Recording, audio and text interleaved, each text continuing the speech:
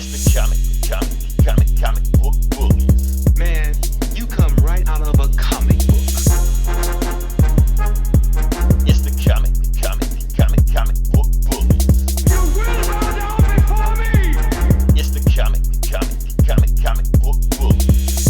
Now I am the master. It's the comic book bullies. It's the comic book bullies.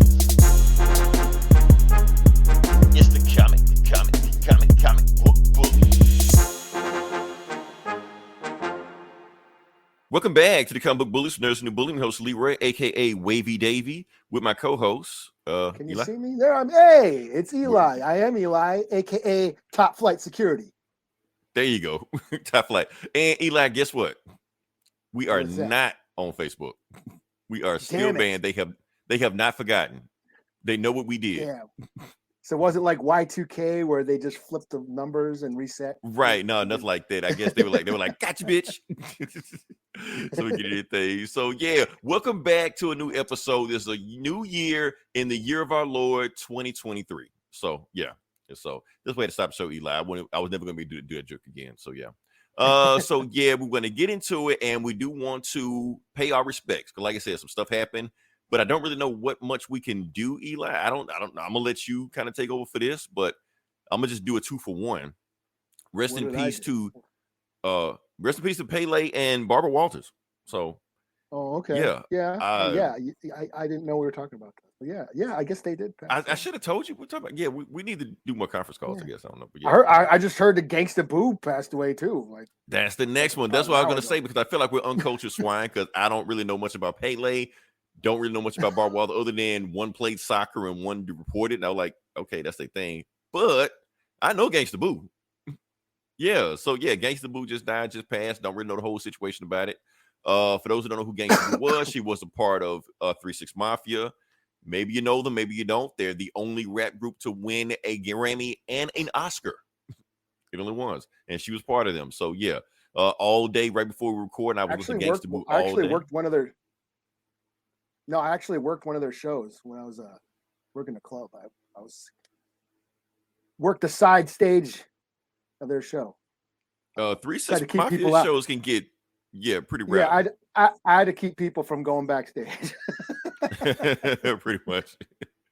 Yeah, I was listening to Gangsta Boo just all day. 3-6 Mafia, all that 90s rap back then. It took me back, Eli. It just took me back. Yeah, it made me realize that I was a different person back then to the well-adjusted individual you know right now. So yeah, but yeah, I think he phased out, but don't worry, he'll jump back in.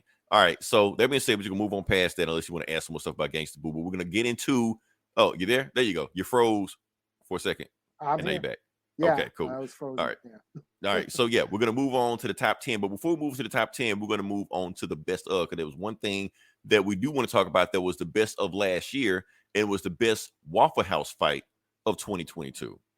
There was a bunch of them, but this was by far the best one, because I just wanted to show you some clips of it.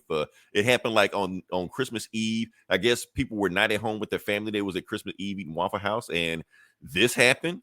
And honestly, either they are throwing haymakers at these people. The fight is like long as hell. It's like 3 minutes, But this is the scene that got everybody's attention. Boom, she caught a chair. I'm sorry, I got to rewind that. Rewind that. Instant replay. They threw a chair and she caught it with one hand. So she instantly became memed. Whoever this Waffle House employee is, I hope she get, promoted, stuff like that, because they freeze framed it and she was like flipping it off for like, come on, throw the chair before she did it. So yeah. So it got so crazy. Boss Logic even did a meme of it. Like he did an anime meme of it where anime chick grabs Waffle House. I'm like, what? That's where we live in now. So yeah. So shout out to Waffle House chick. I hope she didn't get fired. But it's almost like a Waffle House, because we get so many Waffle House fights, like you almost got to have on the application, can you fight? Yes or no? And then under that, if you can fight, what martial art disciplines do you know? Krav Maga, Muay Thai, Jiu-Jitsu, boxing, Greco-Roman wrestling, and what's your win-loss record? Yeah, so I don't know. Well, Waffle House just seems like it's too much for me, so I don't know. All right, Eli, we have dilly-dallied enough. Can we jump into it? Let's do it. Let's do it. Okay, so like I said, for people that are looking at the banner, looking at the thumbnail, what we have going on right now, we're going to talk about our top 10 really not just movies, even though I got in the band of top 10 movies. We're actually gonna talk about like our top 10 things. So we're gonna talk about top 10 movies. We're gonna talk about TV The shows. best of the year show, yeah. Best of the year show. This is like our best of the year show. And we're gonna talk some comics also, just like the best of the year comics. So we're not gonna do any new ones, just some of the old stuff that happened before. So we gotta jump into it. I do want to let you know I have briefly looked at Eli's list, and I will let you know that his list is a lot better than mine. So yeah. So we're gonna just let it go, Eli. I'm gonna let you go first, even though I know you put the list and you didn't put them in order. I can't let you cheat. You got to put them in order this time. So give it to me. So I gotta place them. You got to place them. You're putting you on your spot. So you can give it to me. What is your number 10 movie of the year? I will go with my number 10, Intergalactic. Okay, so you got to tell me about this because you told me about it, but I have no idea what this is and where can you find it. Is this it? Yeah, that's it. Okay, it's, cool. Okay, that's a little gem a surprising little cool little flick that I found on Netflix. It's on Netflix. Okay. Kid Cudi does the voices. It's like a hip hop animated rom-com, and it's done in the same style of animation as like Into the Spider-Verse. It was cool. So it's visually, the animation is all weird and cool, and but it's a straight up love story, a straight up romantic comedy.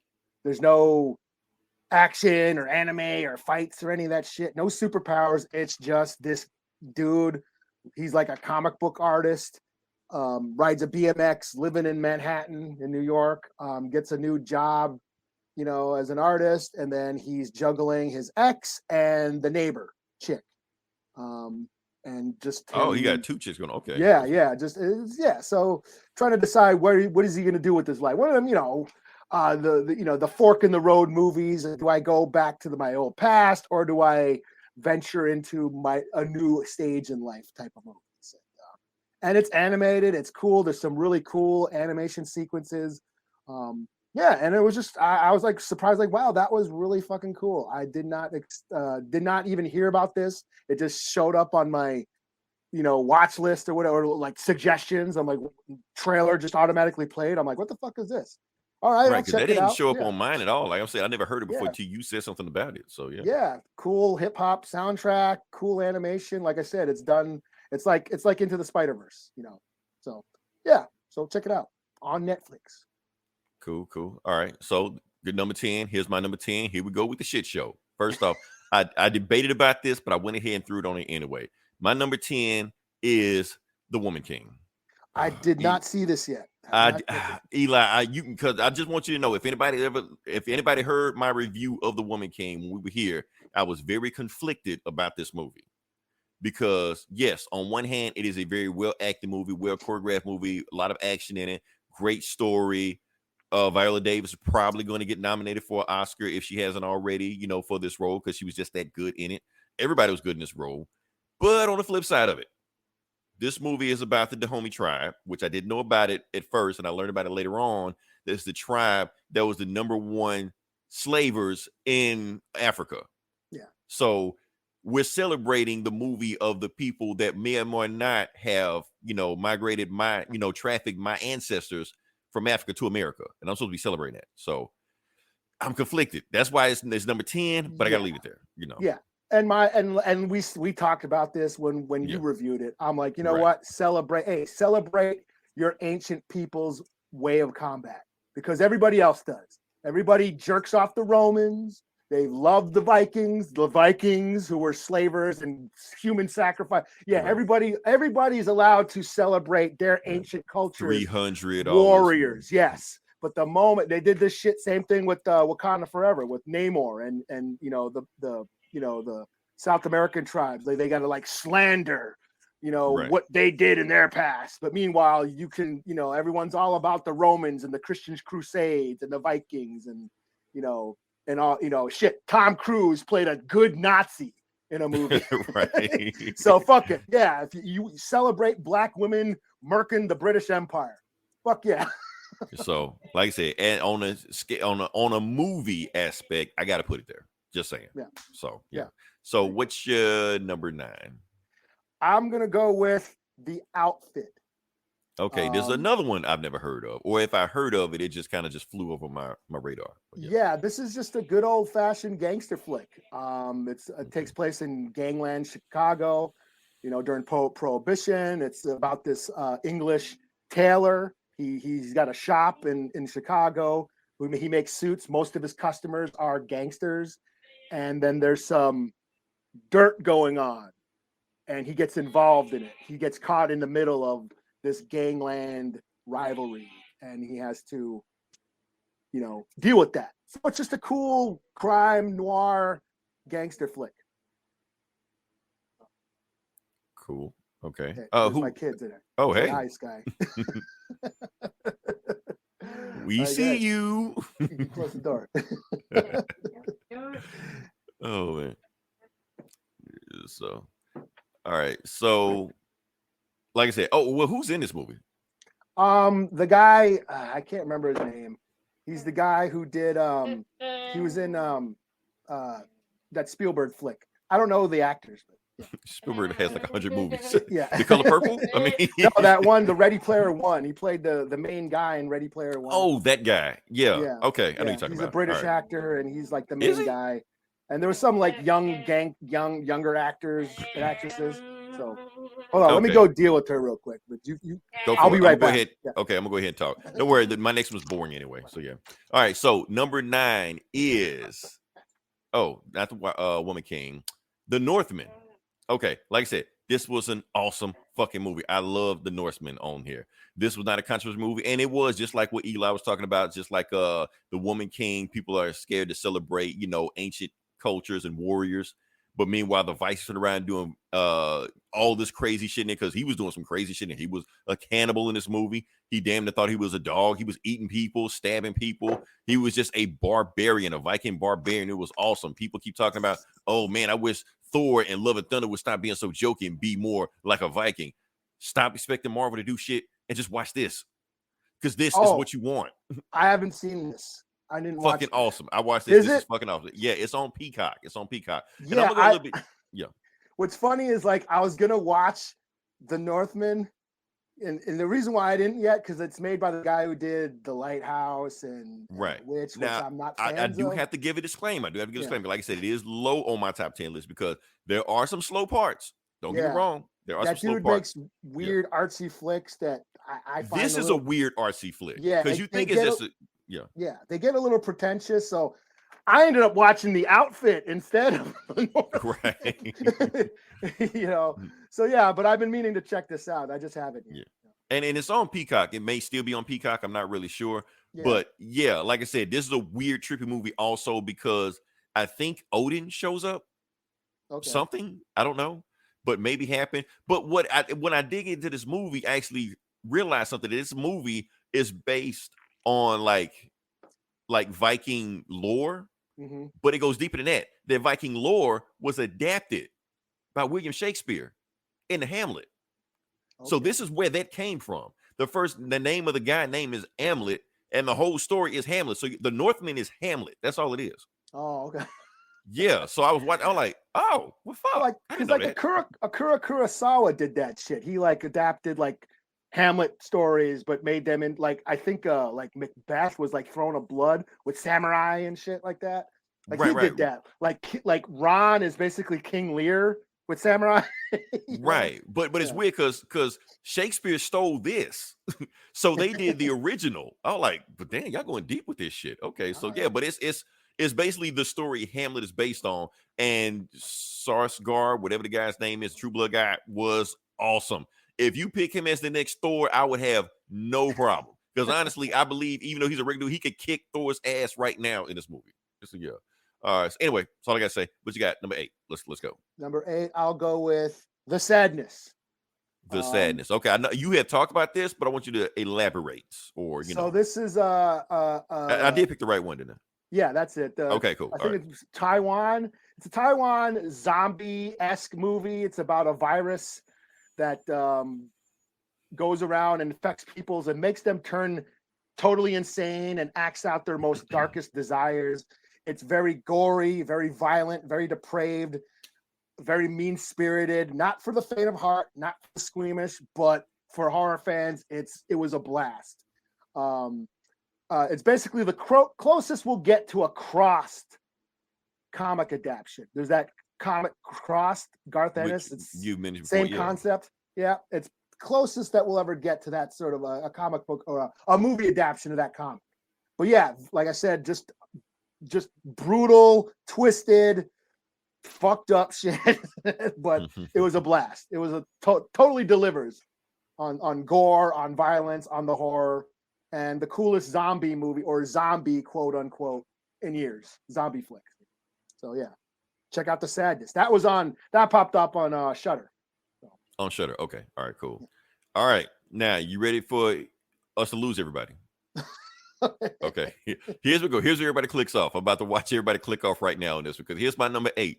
My number 8 is Sonic 2. Sorry. Okay. I had to put it on there. I'm gonna tell you why I had to put it on there. I know it's weird to put it on there. And there was a bunch of cartoon movies. You had Chip and Dale. You had DC Super Pets. Why Sonic 2? Because it was awesome. I'm sorry. It was fucking awesome. I love this movie. I still think, remember I kept saying Sonic 1 was the best video game movie of all time? You did. Well, this beat that. Plus, you had Jim Carrey showing up. Jim Carrey went balls to the wall. This movie, Jim Carrey gave his most Jim Carrey performance. It may be his last role, and it felt like it was the last role. Like, if this is my last role, I'm just gonna go all out because Jim Carrey had me dying the whole movie in this. Just Sonic, the voice actor of Sonic was hilarious. He was funny. It was a heartfelt message also, where it was about family and all the stuff like that. Idris Elba played the bad guy, the Knuckles, and he was like dark and brooding and actually threatening, even though it was a cartoon porcupine or whatever the hell he was. I don't know. He was threatening at the beginning of the movie until, Sonic started beating his ass and shit like that. Sonic? No, Idris Elba didn't voice Sonic. Oh, Idris Elba voiced it. Knuckles, the red one. Oh, yeah. Okay, yeah. Yeah. What is he a porcupine? He's a echidna. I don't know what that is, but it's a thing. Oh, it's like in the porcupine family, but another rodent of some sort or something like that. Where's AKA David? He knows all this weird shit. But yeah. Yeah. Actually, from the echidna, all this shit. But yeah, so that's it right there. But that's not the craziest thing about this movie. Like, if that was the craziest thing about this movie, I would end it off that, and that was it. But the weirdest thing about this movie is in the middle of the movie. Now, this is the part that everybody hates about this movie. Everybody knocks it. This is actually my favorite part about the movie, where Sonic just disappears, goes away. He gets captured or knocked out or whatever the fuck like that. And the middle half of the movie, the middle part of the movie turns into a Tyler Perry movie. Like, it's a straight up Tyler Perry plot. Because everybody in the movie is black, and like all of Sonic's like human people are black. And they go to a wedding and they're just like doing weird wedding shit. And it's like, what? This is weird as fuck. And they really put this in the movie. And it like goes on like for like 10, 15 minutes. Like, no Sonic, no Knuckles, no Tails, no Jim Carrey, nothing. It's just them. And I was like, the balls of you doing bad by themselves. Right. That's what it felt like. I was like, this would be, you could make this, if I didn't know it's a Sonic movie, I think it was a Tyler Perry movie I'm watching right now. And it worked. That's the fucked up part about it. It worked. So when Sonic came back in, the movie got rolling again, stuff like that. I was like, wow. So yeah. And then of course, all kind of video game Easter eggs and adult jokes and stuff like that. Jim Carrey threw one in at the very end when Sonic whooped his ass. He was like, Sonic, hold up. We don't have to be mean. I mean, you did things, I did things. It was good people on both sides. I'm like, wait, did he throw a Trump line in there? Like, kids wouldn't catch that shit, but he threw it in there. So I'm like, yeah. So that's why I had to put Sonic 2 in there. I know I lost everybody. I don't care. It's in there. So yeah. Keep it real, man. Gotta keep it real. That's so we're not getting paid, so I don't have to, Yeah. So what's number 7? I'll go with Beast. Beast, okay. Beast. You have talked about this, but yeah, I believe I reviewed it on the show. I think this got slept on. This totally flew under the radar. But we had a good year in horror. Horror fans totally ate this year. A lot of cool horror flicks came out this year, but this one kind of flew under everybody's radar. Kind of got slept on. Speaking of Idris Elba, it's a creature. It's a total creature feature. Lion. It's Jaws with the lion. Idris Elba takes his daughters on a African safari trip. They get attacked by a fucking wild lion, and it's a little light on gore. It's PG-13, I believe, but it's still just a lot of fun. A lot of cool, Boom. There it is. Okay, intense scenes and shit. Very suspenseful scenes. Yeah, just a cool creature feature. And it's funny because I was listening to the Gomer Show. Mhm. This Geeks and Comics earlier. I fell asleep on it, but they were talking about Shout out to Gomer. yeah, shout out to Gomer and those guys, aka David and all those guys. But they were talking about Nope, and they're talking about whether it's a horror movie. And then they got to talk. They were discussing whether or not Jaws is a horror movie, and I was like, shit. Look at these. Okay, yeah, they adorable rookies, right? Yeah. No, Jaws is a horror movie. It's a creature feature. That's bad when I know more about horror than they do. Yeah, even though it's a real animal or a real thing that is attacking people, it is considered horror. Horror is gore. Horror is physical. Horror is the monster. Is what you see. Is the gore, the death scenes. Terror is what they were talking about. The suspense, that's of the mind. That's suspense. Terror and horror, two different things. Horror is physical. Terror is mental. You got to go on that show and break it down yeah. for them. Yeah. And Jaws is like one of the greatest horror movies, considered one of the greatest horror movies of all time. You know, the biggest scare is when the shark comes out of the water. Biggest scare in cinema history. You know, we get the head coming out of the boat. Body part, the kid getting eaten and blood splatting up in the water. Yes, it's very much. Keep in mind that movie was rated PG, and it was rated PG. Right. The leg, the chopped off leg floating down to the. Yeah, it is very much a horror flick, even though it's a real animal that But that's what we call creature. And they wonder why 80s kids are so fucked up. Yeah. And this Beast is a horror flick. It's even though it's a lion, this lion is eating people. Yeah. And in the same vein, man versus nature, Yeah, that's a theme. That's a theme in horror flicks too. So yeah. But yeah, this was a lot of fun. I keep telling people you gotta watch Beast. It's really cool. It's a lot, it's just a fun, good old-fashioned creature feature monster movie, but it's with the lion. It's Jaws with the lion. Idris Elba kills it. Why this guy has he gotten an Oscar yet? Because this motherfucker can act. No, matter of fact, his movies keep flopping. That's what I kept telling you. He like 2 movies out. Nobody saw him but you, and you kept raving about both of them. I was like, well, you like the #1 Idris Elba fan club. Yeah. I mean, it's a fun horror flick, but then the family drama. He brought it. As a father, he plays the dad. He's protecting his children, and he knocked it out of the park as far as like the performance. Like this movie did not need to be this good, but. And it was on Peacock. Yeah, Idris Elba, dare I say, elevated it for all those critics who don't want to recognize horror as a fucking legitimate genre. Beast is cinema. It is cinema, yes. So yeah, check out Beast. It's a lot of fun. Okay. All right. So my number 7, we're getting back on track. I don't think there's going to be an unpopular opinion with this. So my number 7 is going to be Bullet Train. Okay. Like I said, now Eli, the reason we didn't review this on the podcast, because we never reviewed Bullet Train on podcast. We even talked about it before on there because I didn't watch it when it first came out. I watched it neither did I. Yeah, I watched like a month after it came out. Went with some people, went there, and I was like, wait, it was fucking awesome. Because I honestly didn't see anything about it, didn't know anything about it. So when people kept showing up and spoil, I'm not gonna spoil anything. Like people kept popping up in the movie, like, oh, that person there, and the plot just kept moving. The movie had like an energy to it. That's what I liked about it. I think it was about the same John Wick guys or Deadpool guys, something like that. I think it was those same guys. So yeah, and it felt like that because they had like a steady moving going, just like a bullet train keeps going. The movie had a steady pace going to it. It felt like a better version of Smoking Aces, if you remember that. It felt like that, and and it was some awesome performances. Like you think like it was just Brad Pitt just carrying this movie. It really wasn't. Like Brad Pitt did his thing. But it was a bunch of other actors in here, like stealing the show that might have stolen the movie from him. Like Aaron Taylor Johnson. Did I say it right? Or is that Anya Taylor? Did not know that was him at first. Nobody knows him. Every movie he's in, nobody recognizes him. But the thing was, he did such a good role in this movie. That's why they gave him Craven. Like he got Craven off this movie. But yeah, other actors in and stuff like that. So, but I'm not gonna spoil it for you. Just watch it. Go in as clean as possible. And you're gonna love it. I don't see anybody watching Bullet Trains like that movie sucked. You lied to me. No, Bullet Train's awesome. On Netflix. Go watch it. Yeah, So, it's a lot of fun. It didn't make it's on my honorable mentions. It is a lot of fun. Yeah, action scenes were cool. I really dug that shit too. Yeah, we didn't talk about it. It's too bad. There's a few movies that I would like to have talked about, but we were busy doing other shit, you know. But yeah, Bullet Trains was fun, you know. All right, what do we got next? number 6. I'll go I'll go with Everything Everywhere All at Once. Okay, give it to me. Where are you? Yeah, this is what people are saying the best X-Men movie or multiverse movie ever made. Right, best Marvel movie this year. I thought it was a lot of fun just to see Short Round. Was it Ki Hai Kwan or Huey Kwan? He killed it in this movie. He should be nominated. Like I don't know who's getting nominated for what, but he should be on that list for this movie.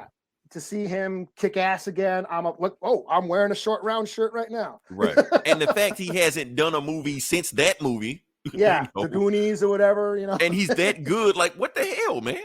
Yeah. A lot of fun. The multiverse movie, you know, what I really liked about this is it was this big high concept sci-fi adventure, but it was totally low budget.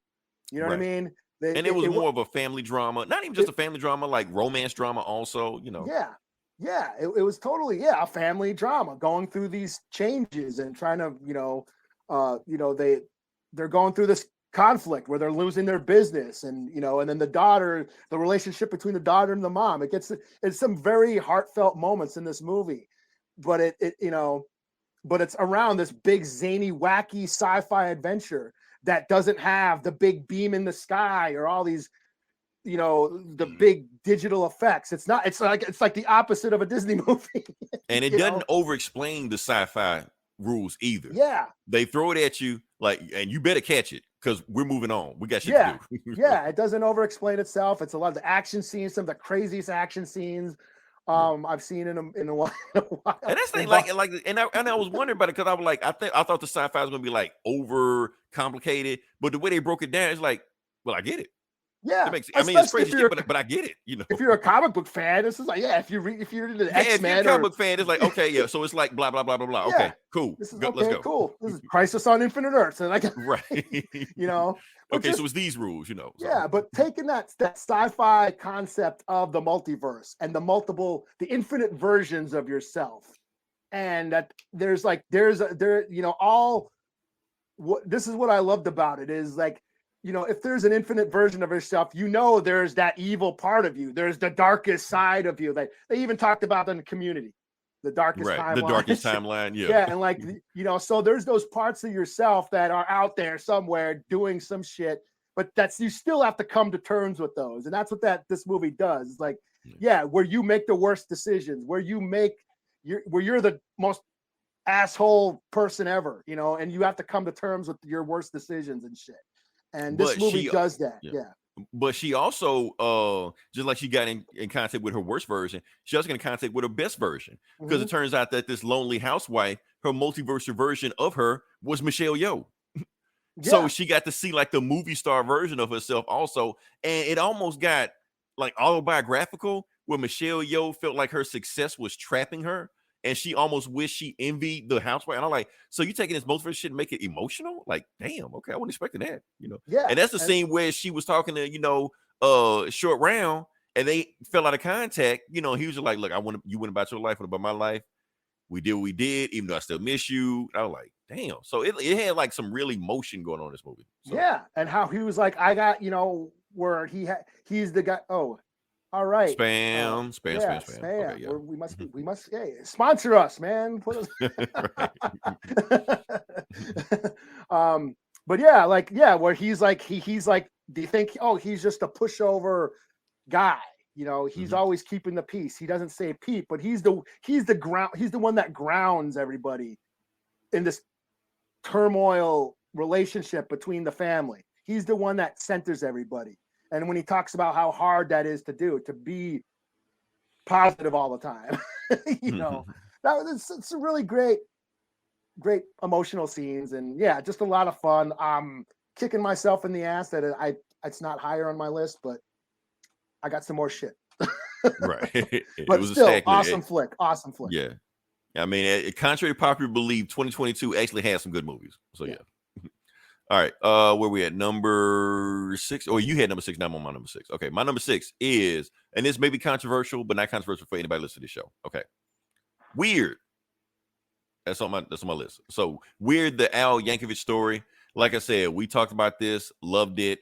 I said it was the funniest movie this decade, even though it was only 3 years in it. But like I said, it was just funny, hilarious. Al Yankovic, like it exactly what you expect a Al Yankovic movie to be, a biopic to be. It was crazy. It almost felt like it was revenge for UHF because at times it felt like UHF again. Daniel Radcliffe just went 100% balls to the wall in this movie. Like he played it like it was a real movie. I was like, okay. Madonna. I wouldn't expect all that shit for that. Look, if you haven't seen the movie, just go see the movie. It's insane. It's on Roku. It's free.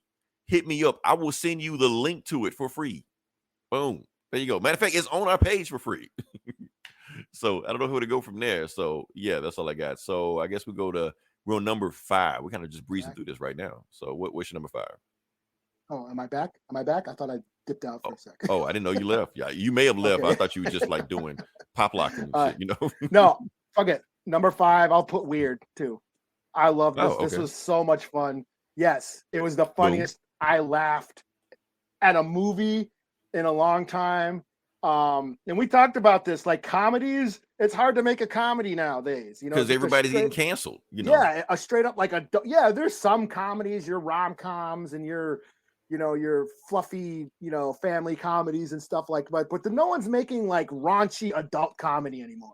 And I think it's because people are afraid of offending people, which is and even sad. This wasn't raunchy or adult. It was kind of it was PG. It was there was like gore and blood and shit. Oh yeah, now I think about it. Yeah, towards the end where Pablo Escobar shows up again. Pablo Escobar and shit. Yeah, okay, that shit was hilarious. But but it's fucking hilarious when he beats up his dad beats up the accordion. I was laughing my ass off, even though I know it didn't happen. It was still hilarious the way he did it.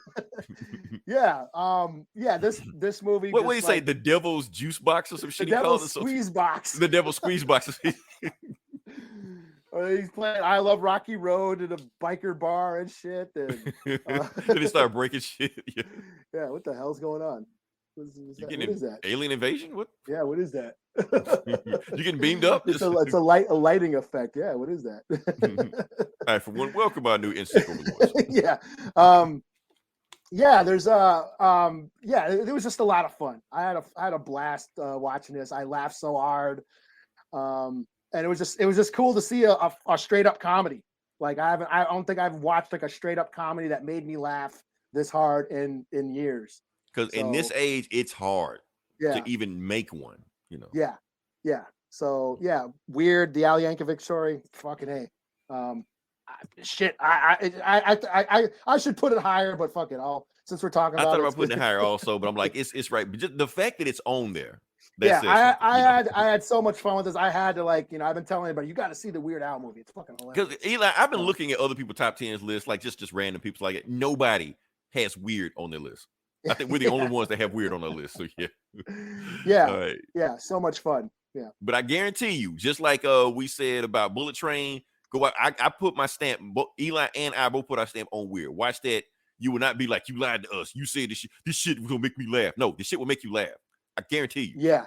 Well, yeah, especially if you're from our generation. I think if people if you don't know who Weird Al is and what he is and what he's known for, and the fact that this is a parody of biopics, right? Because it's what Weird Al has always done his whole entire career. So he's just he's a parody musician. Now he's gonna make a parody movie about his life, and it's and plus totally it's funny it's funnier if you watch other biopics around the time, like Elvis.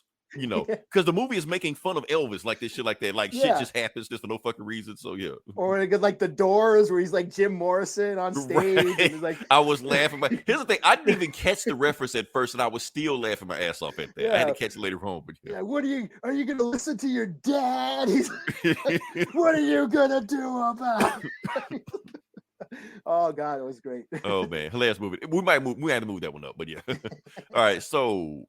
It's on me now. Number 5. I don't even know. I can't read what this is. Let's see. Number 5 is, let's surprise myself. Oh, Oh, okay. you got a Marvel movie on. It's me. Come on now. What you expect?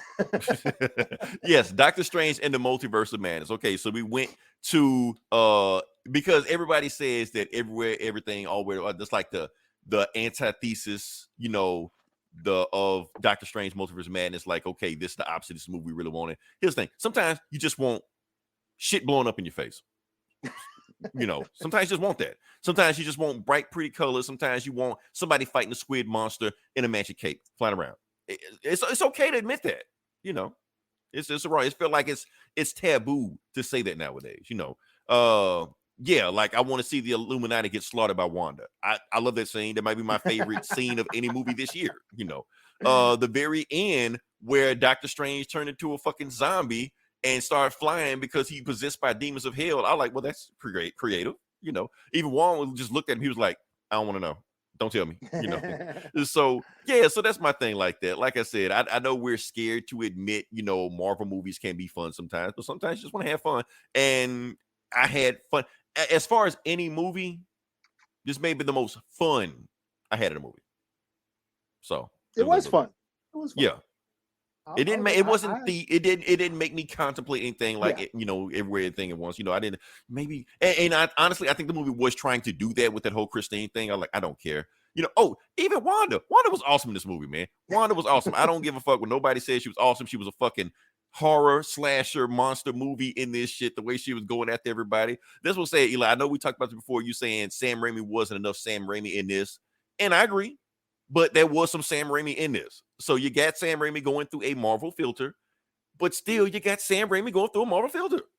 Yeah. So I don't see it as a bad thing, but yeah. But anyway, so what do we got? Number 4. What do we got? 4. I'll go with X. No. Okay. No, fuck it. I already said it. I should have put this higher. Yeah. Yeah. I was contemplating, because X and Pearl. Now this is a phenomenon we haven't really seen this year. Ty West directed this movie X. It came out like in the beginning of this year or last year, like March or something like that. Slasher flick, cool shit. Then all of a sudden, a few months later, he has a prequel to this movie. And like, whoa. And that prequel, Pearl, is awesome as well. I debated whether or not which one is better. Which one did I want to include? They're both great, but I like X. This sounds like some time travel, multiversal shit you talking about right now. And there's a planned third movie coming out this year. So he secretly filmed a slasher trilogy without anybody knowing and released 2 of the movies this year. So, but X, it's a slasher flick. A film crew filming a porno gets stalked by a psycho slasher old lady. Cool kills, very violent and gory. I love the gore, I love the horror, but it also is very deep. And I'm not going to say elevated because I hate that fucking word, but I'm usually one that hates the A24 artsy fartsy horror shit that's coming out. That's been like, right. The elevated horror. I hate that term, because it just sort of shits on the horror genre. Oh, there's horror and then there's elevated horror for the critics and for, pretentious douchebags that don't respect horror as a genre. Right. But this movie... Horror for people that don't like horror, right? Yes. Horror for non-horror fans. This movie attacks that idea. Basically deals like this is... it's about how horror as a genre is not respected. And it sort of equates... It juxtaposes horror and porn, that it's just these throwaway genres that don't get any respect. Exploitation. Exploitation. It's just, it's just gutter art, lowbrow crap that has no, intellectual merit at all. And this movie basically throws a middle finger up to that whole idea. And legitimizes horror as a genre. And the filmmaker, the film crew in the movie, the camera guy that's shooting the porn is like, oh, I'm gonna shoot this like those foreign movies. Like he's influenced by foreign films. He's bringing it's possible to make a good dirty movie and shit like that. That's what John Carpenter and Wes Craven and Tobe Hooper were doing. They were influenced by all these foreign horror movies when they were making Halloween and Last House on the Left and Texas Chainsaw. Like they were influenced by international cinema and brought that into the movies that are now considered classics. The opening shot in Halloween, that was one of the first uses of the steady camera that Kubrick ended up using in The Shining. That was John Carpenter. That was all John Carpenter, being influenced by foreign horror movies. So that's what this movie, really, legitimizes horror as a genre, kind of sticks its middle finger up into, Hollywood's face. It says, no, horror movies can be a legitimate art form.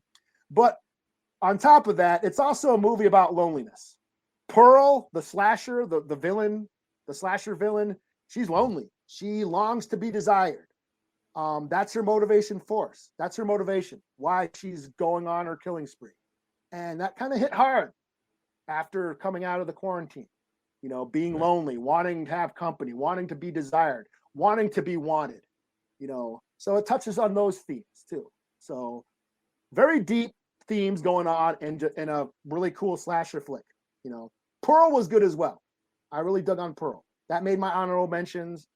Pearl is basically her origin story. It's basically a taxi driver with the woman who goes nuts and ends up going on a killing spree, but it is also a twisted parody of classical horror Hollywood movies, making references to classic Hollywood movies and stuff like that. Kind of disturbing, kind of creeped me out a few times, but it was still very funny and made me think. Like these movies made me think. They stayed with me, got me thinking. Like, wow, those are really, really well made flicks. Can't wait for the third one called Maxine. It's going to be taking place in the 80s, where Maxine, the star from X, is a porn star. So I'm looking forward to that. She's a porn star in the 80s.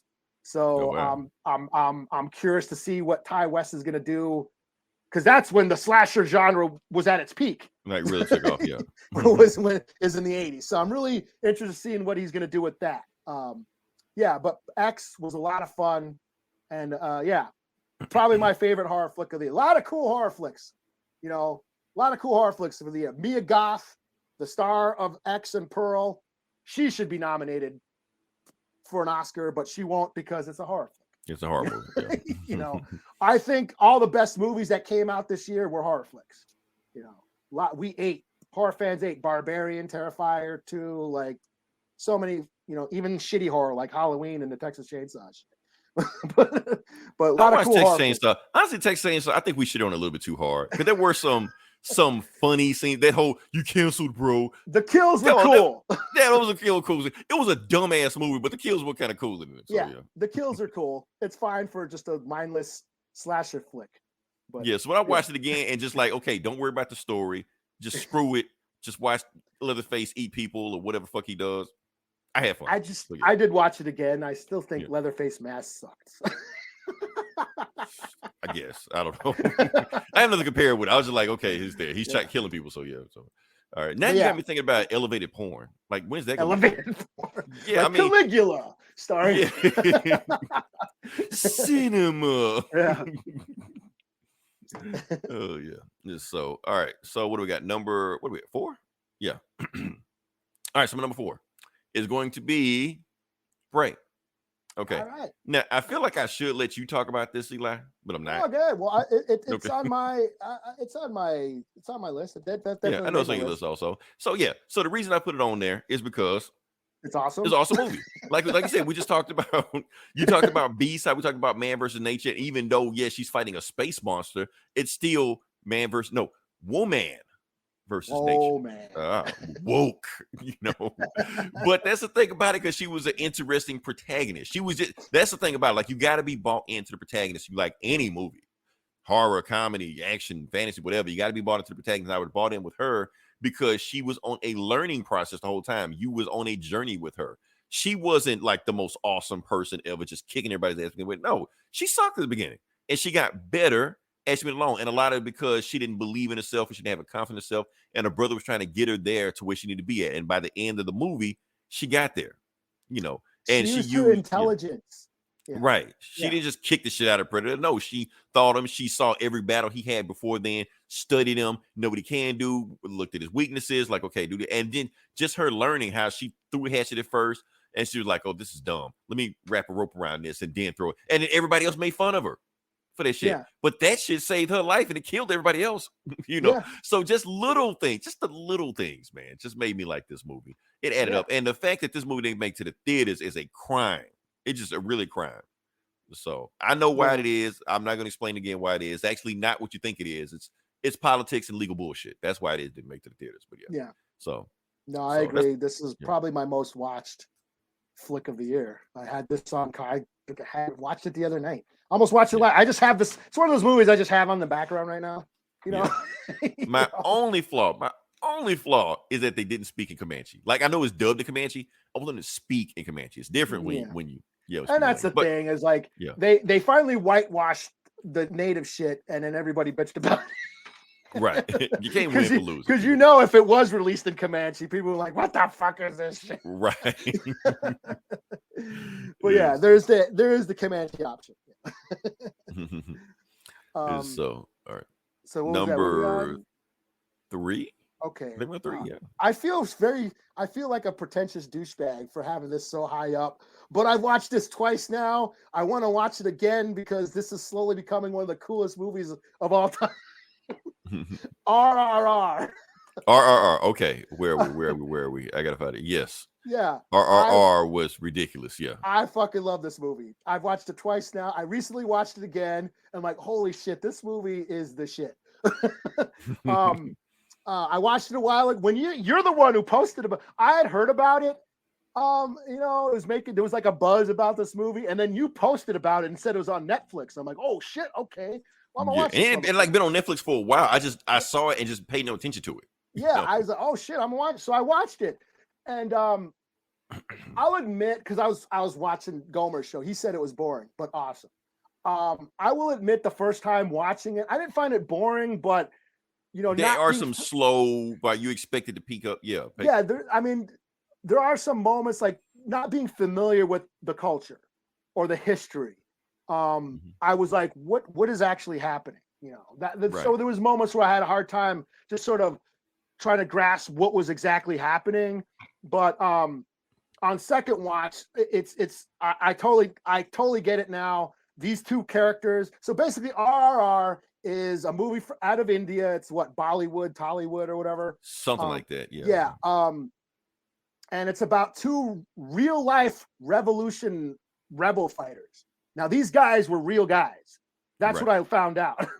I didn't know that at first either. I think they said at the end of the movie like they were real or something, but yeah. Yeah, I did not know this watching it the first time, but these were real life, like revolutionary guys who fought against British rule. And it's just about them kind of banding together and fighting back against colonization, the British colonization in India. It's kind of like it's a totally fictional story because they never met in real life.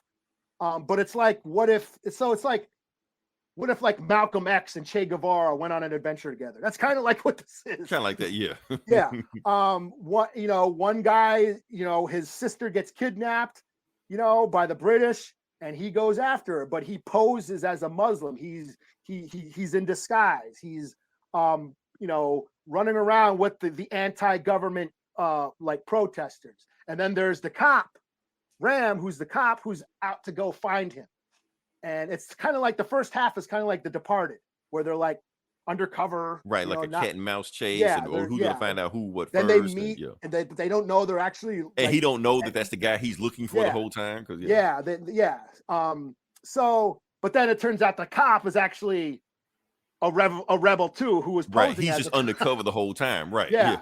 So he's a rebel posing as a cop, you know, after the rebel, you know, posing as a rebel. Yeah, so that shit was a little confusing first watch, but I totally get it second time around. But this movie has everything. The action scenes are Everything. Yeah. some of the coolest action scenes. These guys are superheroes. They're like throwing They are fucking motorcycles, superheroes. Like seriously. wrestling tigers and shit. He throws a tiger shit. at another guy. Yeah, he throws a He tiger. beats a dude with a motorcycle, like picks a motorcycle up, beat him with it. Yeah, Then one time, like he shot an arrow and he pulled it out of him. No, I think he like outran the arrow after he shot it. So he beat him over.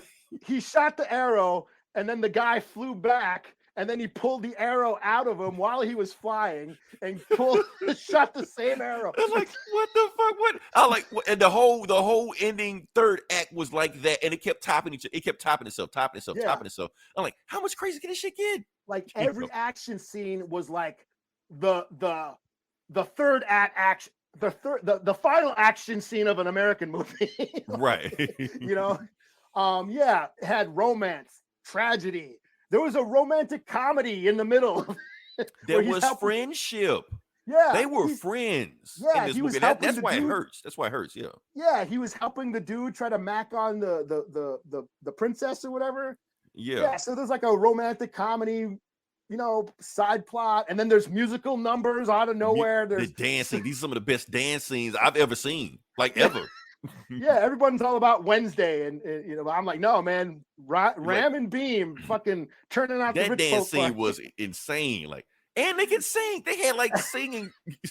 Yeah, and so these guys can act, stunt, dance, sing. What the fuck, man? Where these guys come from?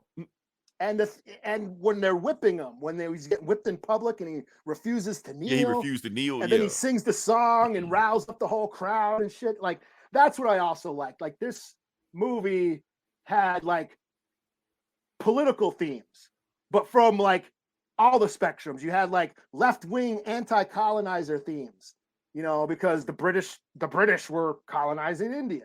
So, but then you had right-wing gun ideals, like pro-gun ideals, because dude was trying to get guns to the rebels to fight, you know, to fight back, you know. So it's like it had these political commentary, but from all sides, but it didn't shove it in your face. You know what I mean? So yeah, it's just like a big, huge, giant Hollywood epic that wasn't made in Hollywood.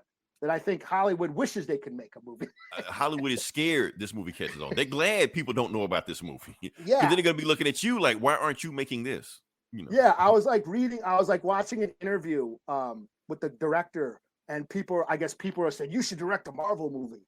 And he's like, no, man, I want to make shit. I just want to do my own thing and make stuff about my people's history and shit. So yes, right.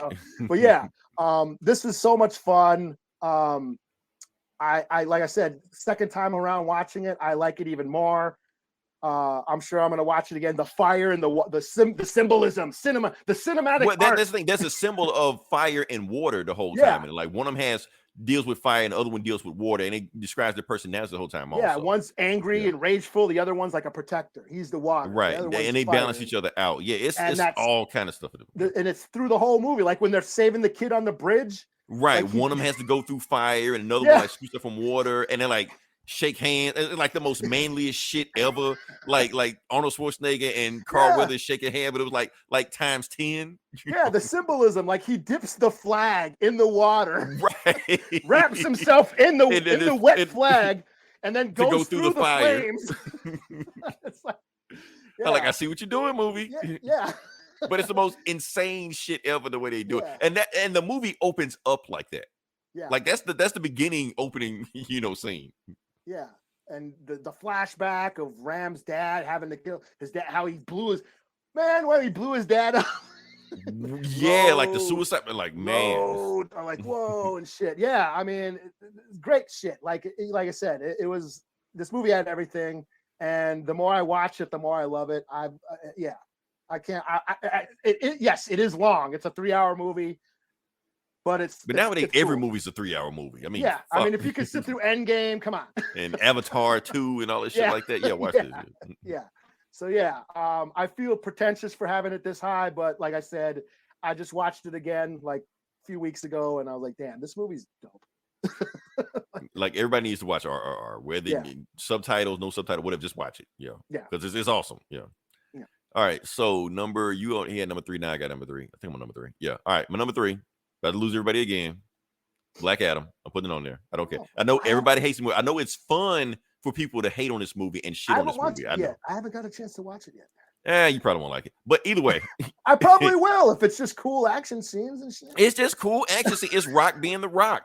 I don't know why people A Superman movie where he does cool Superman shit. Yeah, like I think he beats a dude with another dude. A dude shoots a rocket at him. He blocks it with another dude. You know, like shit like that. So I'm so yeah. I'm gonna watch it. Yeah, good guys are coming down to stop him because he's just wilding the fuck out, shit like that. And the Rock is being the Rock. Like people want to say all this shit about the Rock can't act right. Like the Rock was acting in this movie, kind of. He basically doing Terminator. That's all he's doing, just being silent, stoics like that. But you're seeing every other Rock movie, he's like charismatic, jokes like that. He wasn't doing that. He was just toned down. His eyebrow. He did. Of course he did. Yeah. But it's like a subtle nod. It wasn't like over. It was like if you catch it, you catch it. The people's strudel. Right. That thing like that. I do like, and the movie did have like some small, tiny commentary about American military, going and invading other countries when it serves their purpose, but they call themselves the heroes, just like Black Adam is the hero of his people, where everybody else calls him a villain. So I thought that was pretty cool. Who we got here? And I said that. Oh, Yeah. What's up, Legends? Legend Slurps? All right. I don't want to know how you got that name, but But I even said that when we watched the trailer. I said it looks like it has some sort of an anti-colonization right theme going on. but it's like it's buried so deep. Like a lot of people just saying the movie has no story. I'm like, I won't say it has no story. It just it's mostly about Rock beating the fuck out of people. But yes, there is some commentary there. But if you catch it, you catch it. If you don't, you don't. I know a lot of people hate the movie mainly because of Rock, but just call me. All right, man. No, I'm not Legendary Slurper. No. Thanks for hanging out, yo. Yeah, appreciate you hanging out. Don't ask. Thank you. I will not ask. But yeah, that's what I got there. So yeah, like I said, I will not apologize for this one. It's that high up because I kept watching it. Here's the thing. I kept watching it. I kept saying about Doctor Strange. I want to have fun. Like that. I kept noticing that I kept going back to Black Adam on HBO Max, rewatching over and over again, other than Doctor Strange over again. I'm like, why is that? Why am I choosing this movie over this movie? And I'm like, because pacing wise, straight ahead. First off, the soundtrack of Rock, the Black Adam movie might be my favorite soundtrack of the recent like superhero movies.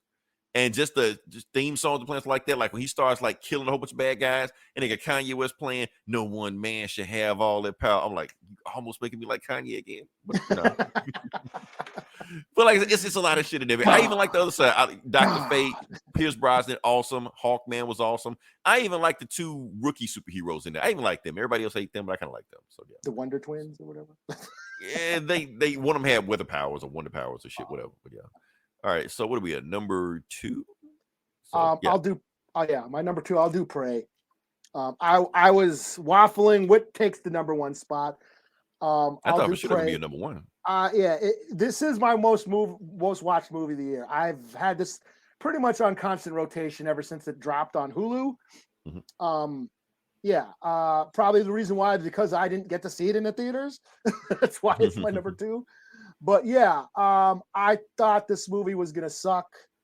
Because it was going to Hulu. Yeah. I was going to Hulu, and being a native, I'm like, oh great, another native and buckskin and feathers movie.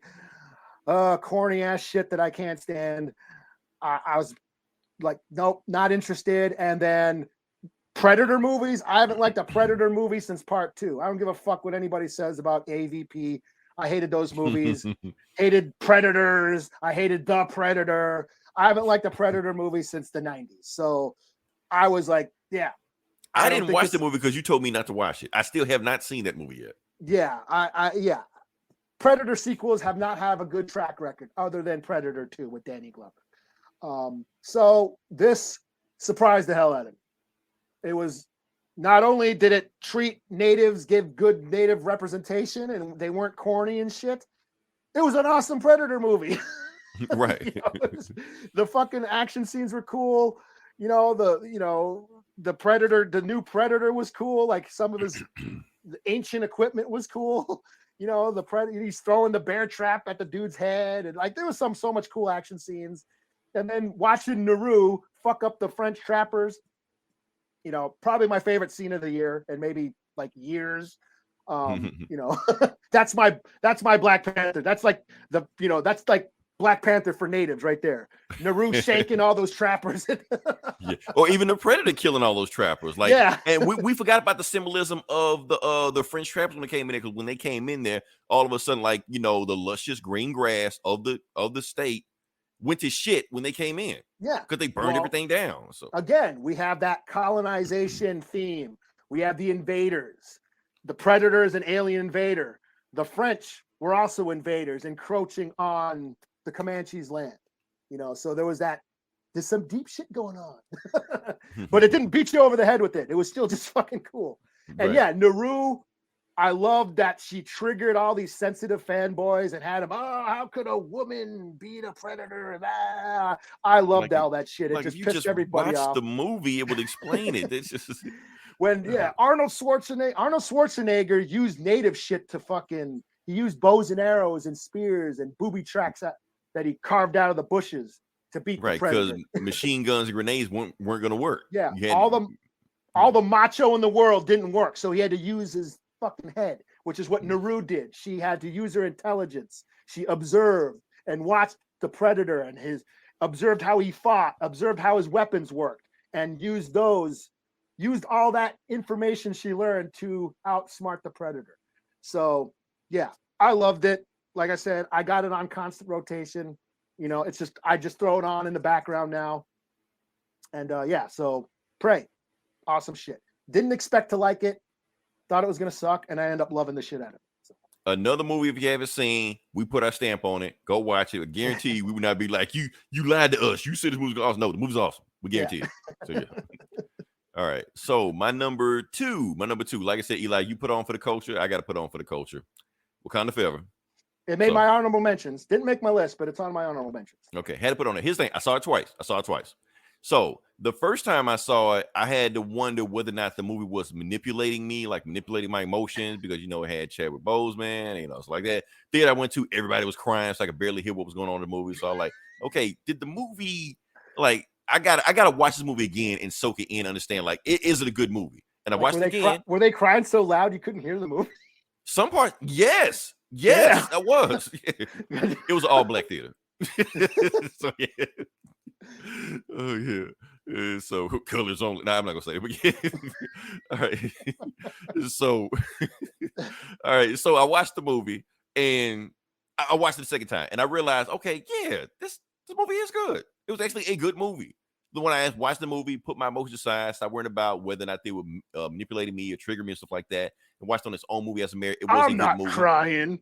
Right. No. I watched the movie and watched it as a critic. Watched with critic eye. It was a good movie. I mean, like I said, it had awesome action scenes in it. Like I said, Angela Bassett probably going to nominate it for Oscar. We said it a bunch in these movies also, but I think she did get nominated. You know, or she's on the short list at least. Shuri's arc.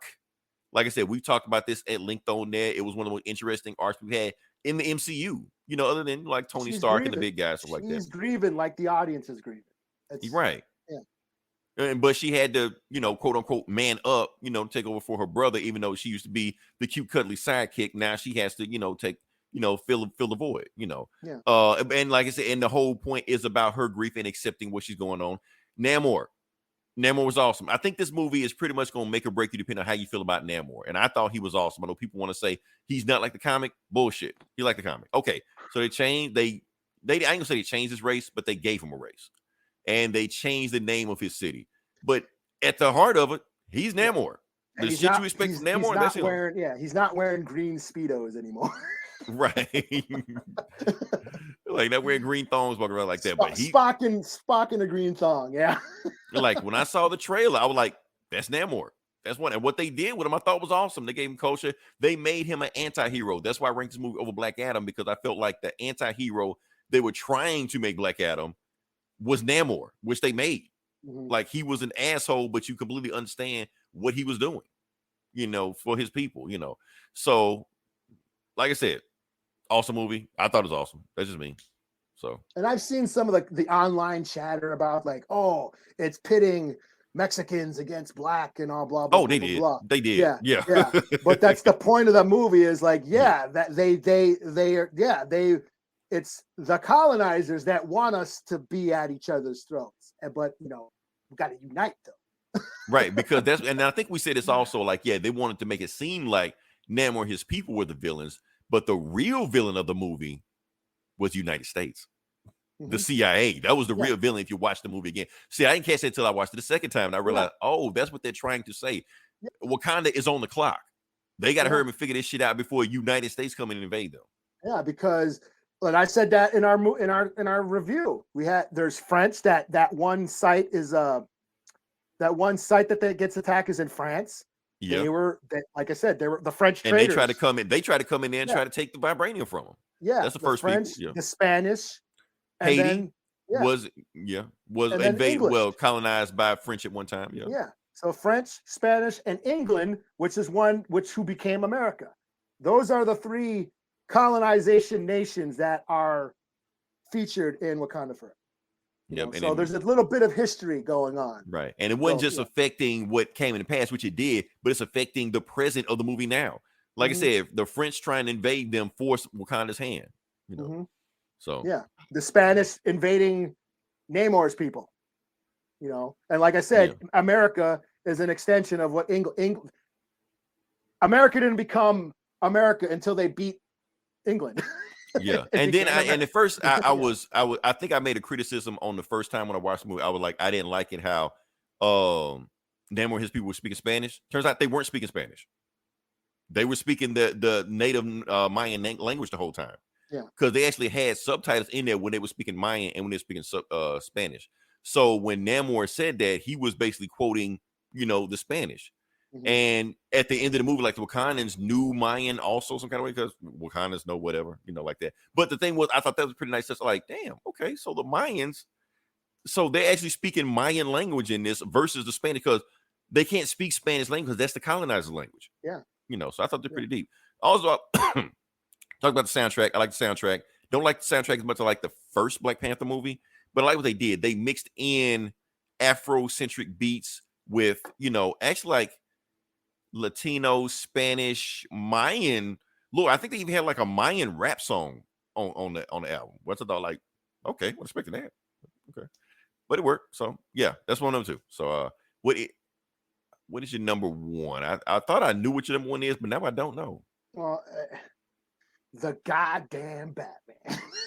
The Batman. Okay, you did. Yeah. It was on the list. Boom. There you go. I was like, fuck it. I got to keep it real. I know I'm gonna be that guy, but I loved it. It was the first movie that I saw in the theaters after COVID.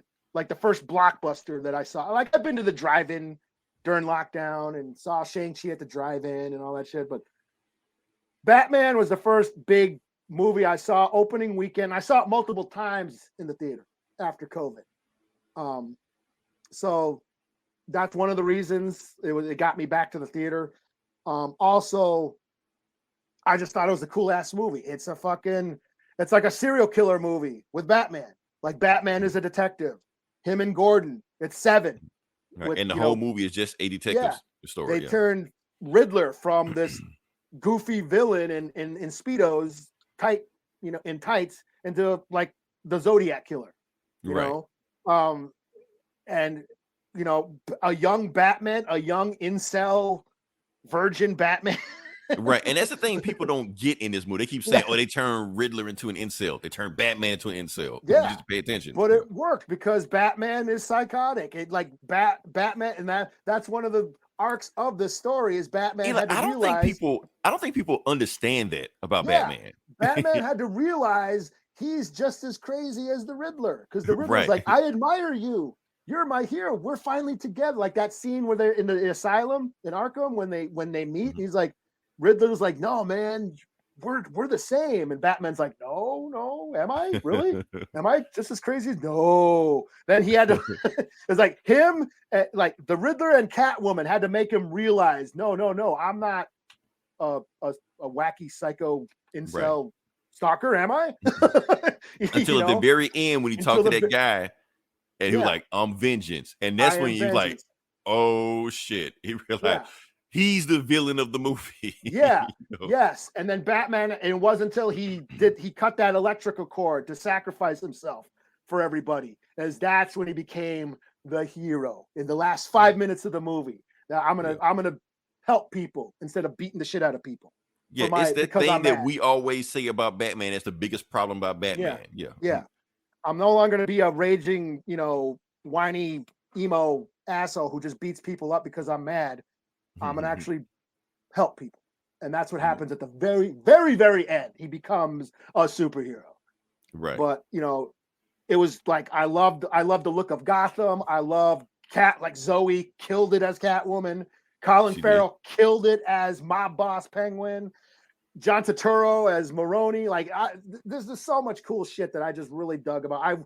I've watched this. This is the second most watched movie. Yeah. Until Prey, I had this on constant rotation. And this is also on HBO Max. So yeah. It was on HBO Max, yeah. So yeah, I just got to keep it real. The Batman, I loved it. So. Okay, that's your number one. So my number one is what superhero Disney movie I'm going to pick? RRR. All right. Yeah, yes. You knew it was coming. RRR I was gonna be totally on there. backed this. I backed this as a number one flick. Yes. Yeah, I said thought that I thought I was like, no, I'm not gonna be that guy and have it way up on my. But I did. But yay, no. Yeah, awesome, I mean, because man. you just watch maybe like no movie gave me more emotion than RRR. Like the gamut of emotions. Yes. Like that third act was just sex. It was just like, I need a cigarette after this. Like, 'cause there was just so much crazy shit just happened at the end of the movie, And like I said, the storyline, these dudes were dudes. Like these were the manliest men doing dancing and singing. Flexing and like the muscles, the glisten, the water was glistening all. The movie opens up with him fighting a tiger. No, I'm sorry. He fought a wolf first. Well, and then the tiger ate the wolf. That was symbolism. The wolf was a symbolize he was being chased by a wolf. He's the tiger. And he traps the tiger. You know what I mean? So the wolf gets fucked up by the tiger. And then Beam traps the tiger.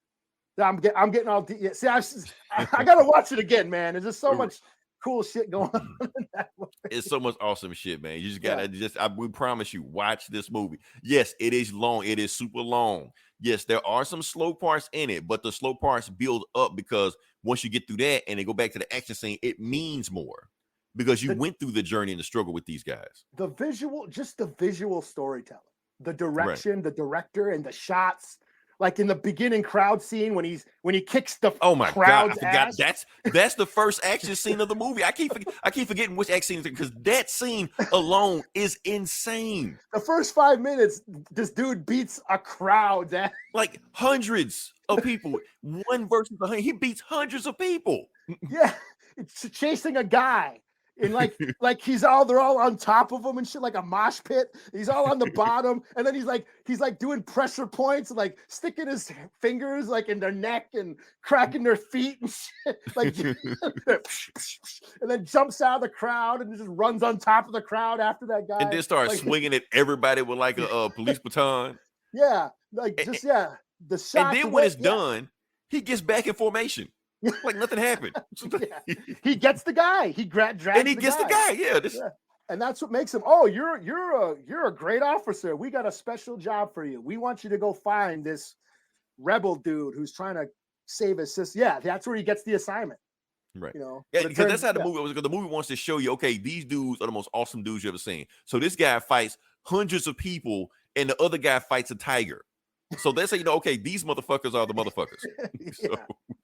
Yeah, he's like Captain America, like punching the stuffing out of the punching. Because that's the thing, because they run through the wall. Yeah, because they run through everybody in this movie. So when they finally fight each other, it's heartbreaking. It's a fucking and plus you don't know who's going to win because they're both motherfuckers. Yeah, yeah, like when that attack on the palace. You could chop this movie up. I watched it a couple times now. You can watch it in two halves. After the attack on the palace, that's like one half of the movie. Right. And then the second half that's where you get the flashback and and the resolution. But yeah, that attack on the palace in the first arc, when he's got the torch again, the fire in the water, and then they break open that water fountain, that big fountain, and he's got the hose, and then and that's the thing. That's the water symbol we keep talking about. Water and fire colliding in slow motion and shit. Like, yeah, it is so cool. He throws a tiger at a dude. That alone makes it the #1 movie of the year. Or when they're on top of each other's shoulder, he's like that riding, shit, and he's got the guns, and he kept cocking the gun and like shooting people while the other guy, because his legs were broken or some shit like that. I was like, oh man, he was in that. He was like squatting in the prison, you know. Because Oh, and remember that was they flipped it because after the dancing, remember they had that dance number. Dude's legs were all tired, so then he carried him. But at the end, he ends up carrying Ram because his legs were tired from squatting in that prison hole. You know? So hey, get him out of there. Yeah. So it's all the script, brilliantly written script where it all has a purpose. I promise y'all, we're not being pretentious. Yeah. We're not, you seen my list. That should tell you something. Yeah. I put this movie on a list for a reason. Yeah, it's a cool fucking movie. I'm gushing over it. Like the first time I was like, that was really cool. And then I watched it again and I like totally fell in love with this movie. I'm like, this is because like I said, with the way we're talking about, like, it's so much awesome shit happens in this movie. We keep forgetting stuff that happens. Yeah. Like, because I just remember, like, because that crowd scene at the beginning was awesome. That hooked me at the beginning. Yeah, it's crazy. Yeah, some of the coolest action scenes in a long time. Yeah, like repeatedly. Yeah. Like every action scene gets crazier and crazier and crazier.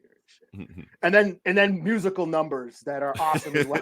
And the music number will hook you. They like nobody's popping this. And I hate musicals. I can't stand musicals. But I was like laughing. I had a big giant smile on my face the whole time. They're doing that shit with the suspenders and shit. Oh man. All right, so all right, I guess we can move on. Okay, like I said, that was our top 10 movies. We're just gonna do our top 5 TV shows. Yeah, because I didn't watch enough TV to even do 10. Be honest with you, but we can just knock that out. Eli, and I'm even gonna go long on it. But what was your 5th favorite? I'll go with Cobra Kai. Oh damn, they didn't come out this year. Okay, yeah, Cobra Kai, best Cobra Kai season ever. I love this show. This season was great. It's just basically a modern day kung fu flick. Rival dojos fighting each other, hiring evil senseis to take each other out before the tournament happens. It's fistful. It's 5 Fingers of Death. It's Fists of Fury. It's with fucking teenagers in California. It's the plot of the last Mortal Kombat movie. Yeah, it's great. It's great. I love Cobra Kai. So I don't give a fuck. All right. So what do I got? I can't even remember what number 5. My number 5 was you'll like this, Eli. My number 5, Obi-Wan. Oh, you watched it? Yeah, I did watch it. I had to watch it after all the rigmarole and bullshit and the chatter. I had to watch that just simple. So I just went home after all the shit was done. Like weeks later, I just sat down. I was like, let me just watch one episode and just see what it's just like. I promise you, 4 hours later, it was gone. I was just like, what time go? Like, fuck. That's my biggest gripe about the show is that it was too short. It was like it was gone like that because my time just flew by to watch the show. Well, it felt like it was a movie that they just turned into a show. It felt like if you watch it straight through, it was a movie just chopped up into different parts. So yes, like so overall, like my gripes about it. Did we need this? No. Does it fuck up the canon? Yes. Was it entertaining? Hell yeah. Like it just as a entertaining piece of property, I can sit there and enjoy myself. It did its job. Yeah. I mean, shit. So, and I almost wish I didn't know anything about this and just watched it, just some grizzled space veteran just doing shit. I just wanted, but I can't because I got the canon in my head like that. But I just wanted to watch it like that and see how everybody else was responding to him, because it just worked on that level. So, what's her name? Rhea? Rhea? What's in the Jedi? The Inquisitor. The first sister. Yeah. When she that conversation that she has with Obi-Wan, again, one of the coolest Star Wars moments. In I got shivers. I might actually tear up. Talking about episode 2, or no? It's like when she reveals that, like, no, I'm not trying to kill you. I'm trying to kill Anakin. When she reveals what she was really doing, she wasn't after. She was only after Obi-Wan to get to Anakin. Yeah, because And she was part of the kids in order to yeah, success. and when the shit she said to like she was your Padawan or he was your Padawan, man, I was like, oh god, man, yeah, that was a great scene. You know, that's the scene that made it for me. But yeah, I mean, yeah, And just watching Obi-Wan shake the rust off more and more each episode, Yeah. I'm like, okay, he's finding his way, he's getting his footing, you know. and I dug baby Leia. I didn't give a fuck. I I liked liked it. She was just precocious, cute, you know. She was Yeah. fine, you know. Yeah. Yeah, so all right, so what's number 4? Number 4. Oh shit, where'd it go? Number 4, I will do the English. Is that a show? It's yeah, show on Amazon. It's that Western on Amazon. It's about this woman from England who's after the man who killed her kid, and she teams up with a ex-native soldier for the North, for the cavalry. He's a scout for the cavalry. It's basically a spaghetti western, a modern day spaghetti western, and it uses all the same tropes of, you know, Italian westerns where, you know, America is just a hellhole full of fucking fucked up villains. No one's a hero. Nobody's a hero in this show, just like those spaghetti westerns. You know, even Clint Eastwood. Clint Eastwood really isn't a hero in those movies. He's only after money. He could very well be a villain in another movie. You know, that's how those movies are. This is just the same way. Nobody's innocent. Nobody, and anybody who is innocent dies. Women, children are always the ones getting killed in westerns like that. Right. But this is Cheske Spencer as Eli Whip, the native. He's Pawnee. He was an ex-scout for the for the cavalry. He gets discharged, honorable discharge. He did his duty. He's promised land in Nebraska. That's that what ain't he's gonna going. happen. That's what he's going towards. He's trying to go back to Nebraska to get his land. Did they really give him the land? Well, that's the thing. We don't really know. I shouldn't have spoiled because it's a great show. I'll just say, as soon as you say that, first thing I'm thinking about 40 Acres and a Mule. That's what I'm thinking about. Yeah, So, all those themes are there. Yeah. All those themes are in there. Yeah, whether or not he gets it, we don't know. But as far as native representation, this is great because Pawnee are usually the bad Indians in westerns because they were the scouts.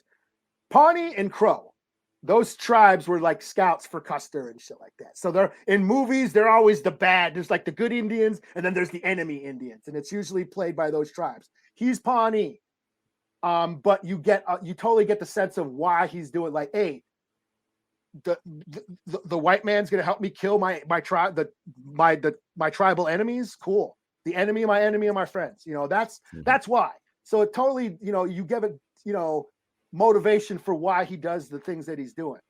And his performance, Cheske Spencer, he needs to be recognized for his performance because he goes beyond the stoic, you know, noble savage. You know, you can tell he's conflicted about what he's doing. All the shit that he's witnessing, he witnesses the cavalry massacre tribes, and he just kind of stands by.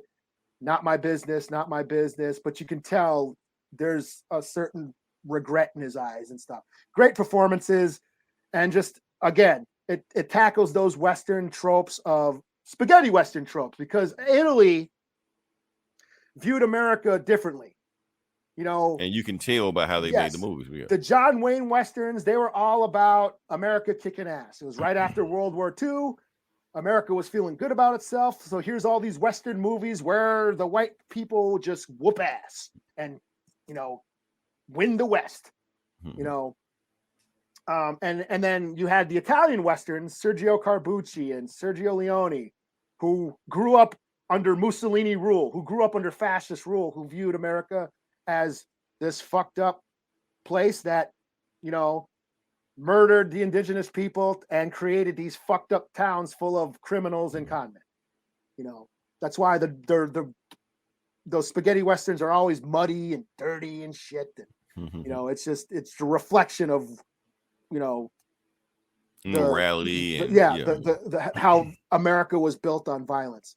So this follows all those tropes, and it also does a little shout out to the Wild West shows, which is an interesting thing about, you know, the Wild Bill, Wild West shows that started popping up in the late 1800s, early 1900s. You know, they drew big crowds where, you know, Annie people would go, Oakley and people would go see, you know, these Wild West shows, Indians on horseback, because it was like their only way to, you know, get involved, get a glimpse of native culture.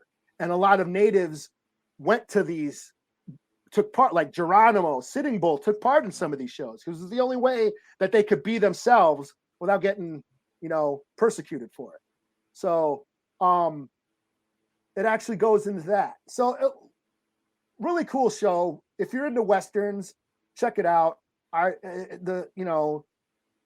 Really fucked up characters out of a Mad Max. Like some of these characters look like they're out of a Mad Max movie, which was also borrowed from Westerns.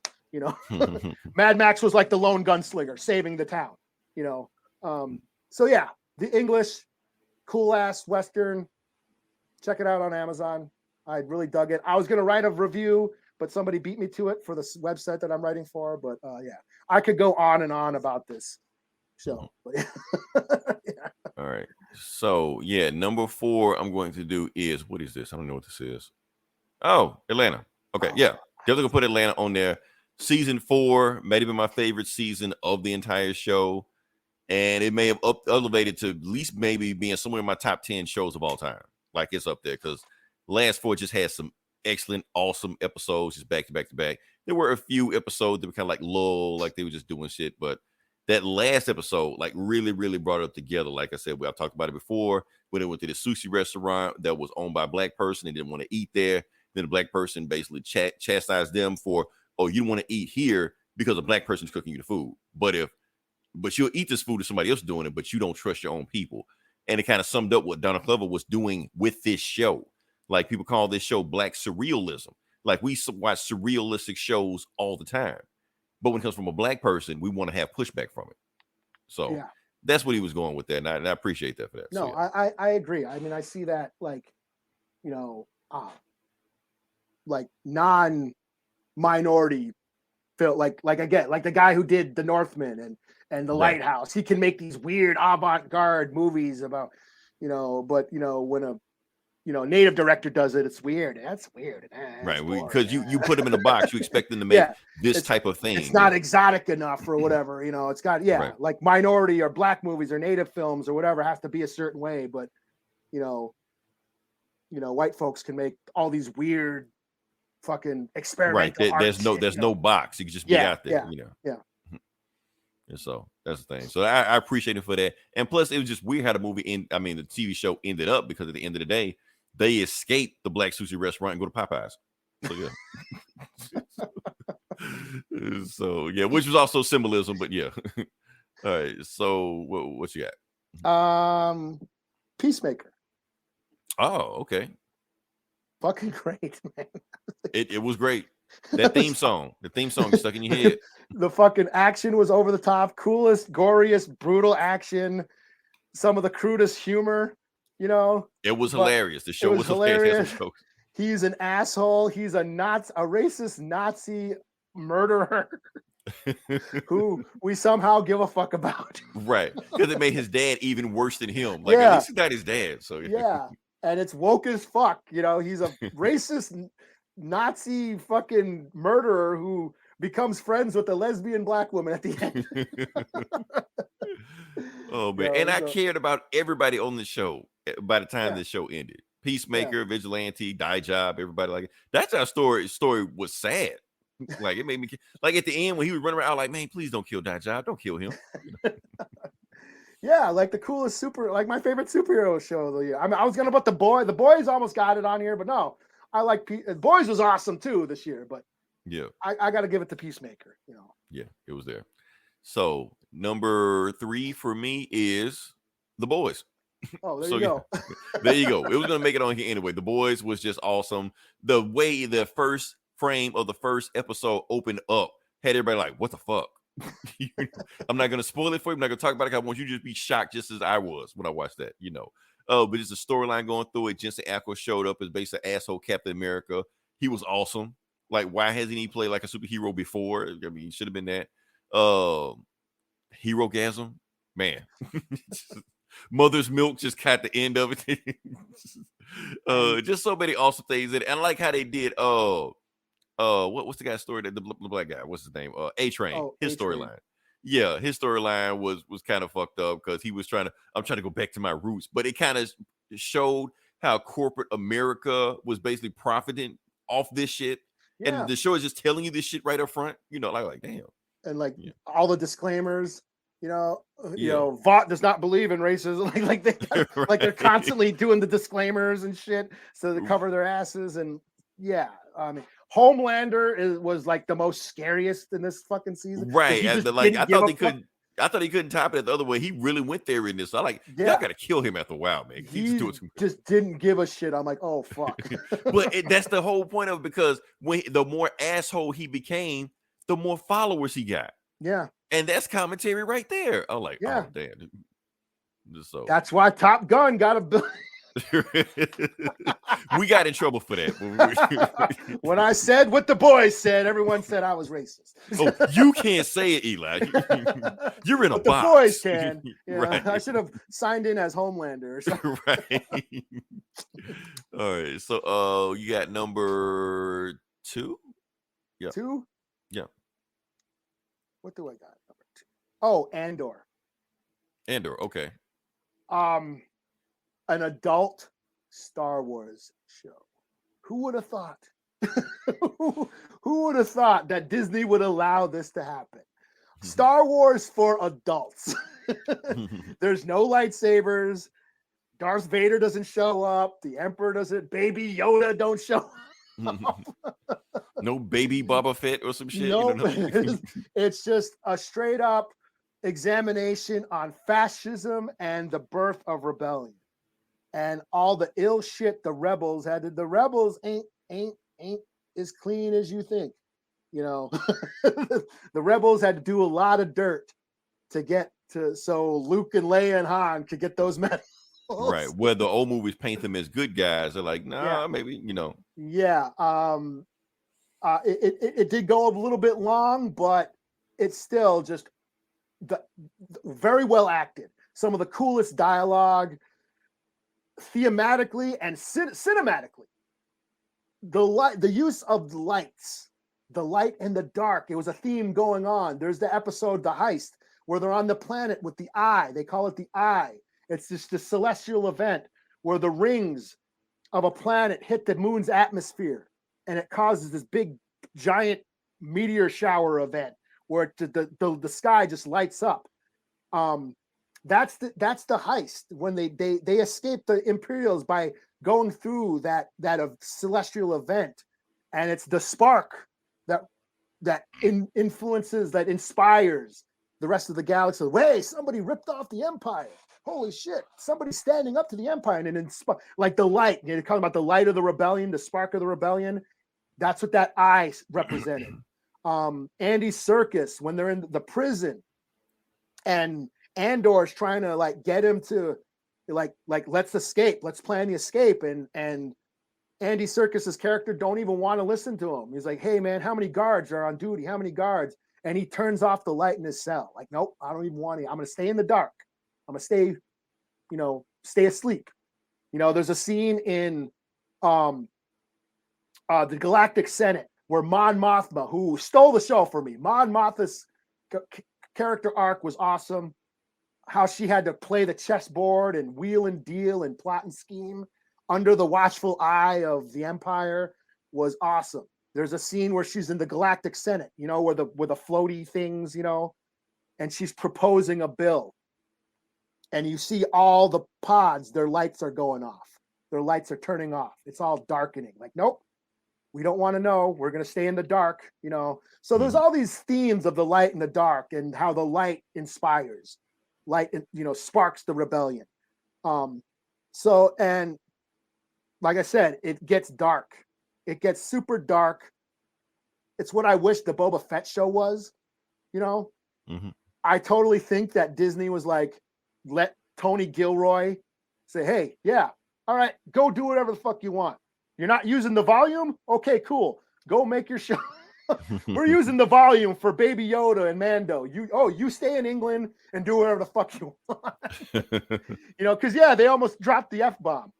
They were In swearing. a Disney project, yeah. They said shit twice in this show. The In first Star time Wars, I never heard them say shit. Yeah, somebody said shit. Not BAFTA fodder or some shit. Fodder, No. Banta fodder. Or whatever. Yes, they're swearing. Yeah. They almost dropped an F-bomb, but I guess that's the only thing Disney said, no, we're not gonna let you do that. But yeah, great show.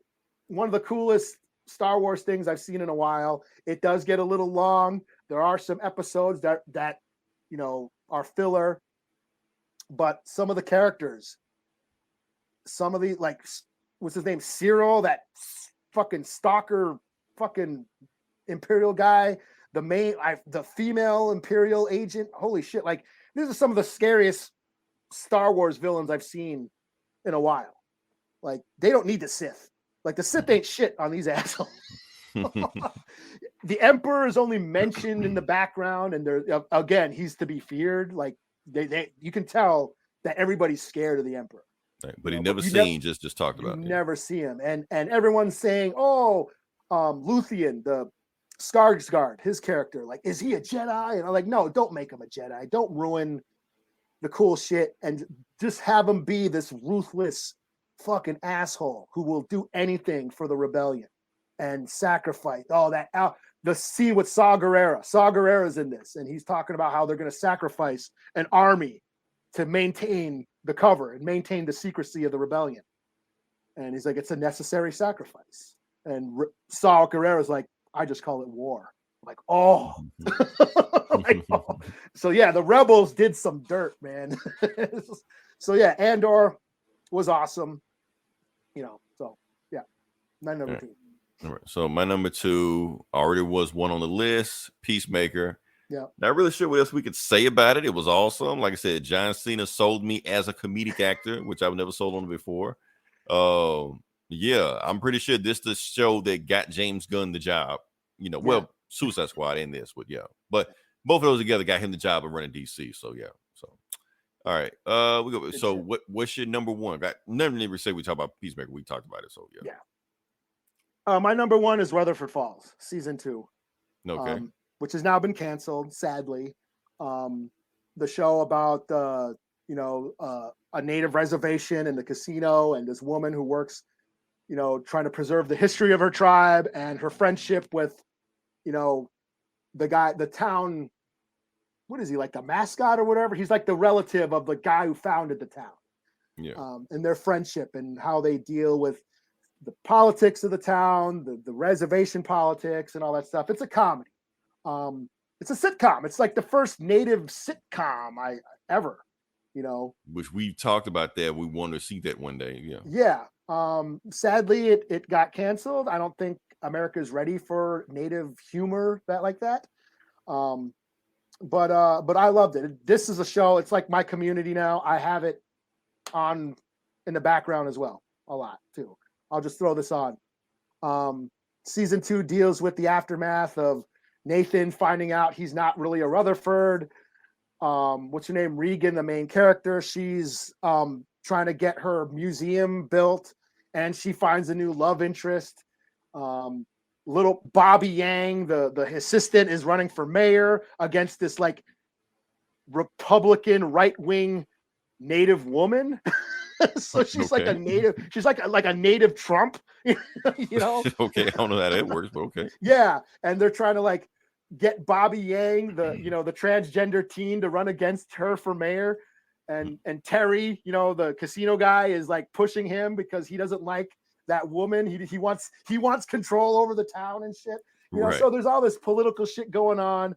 They deal with tribal politics. There's an episode where Regan's trying to apply for land, and she goes to the tribal office and has to deal with that bureaucracy. It was hilarious, especially if for natives who know that how tribal government works. That was hilarious. There's a native Halloween episode where they go to a Halloween party. Yeah, there's an episode where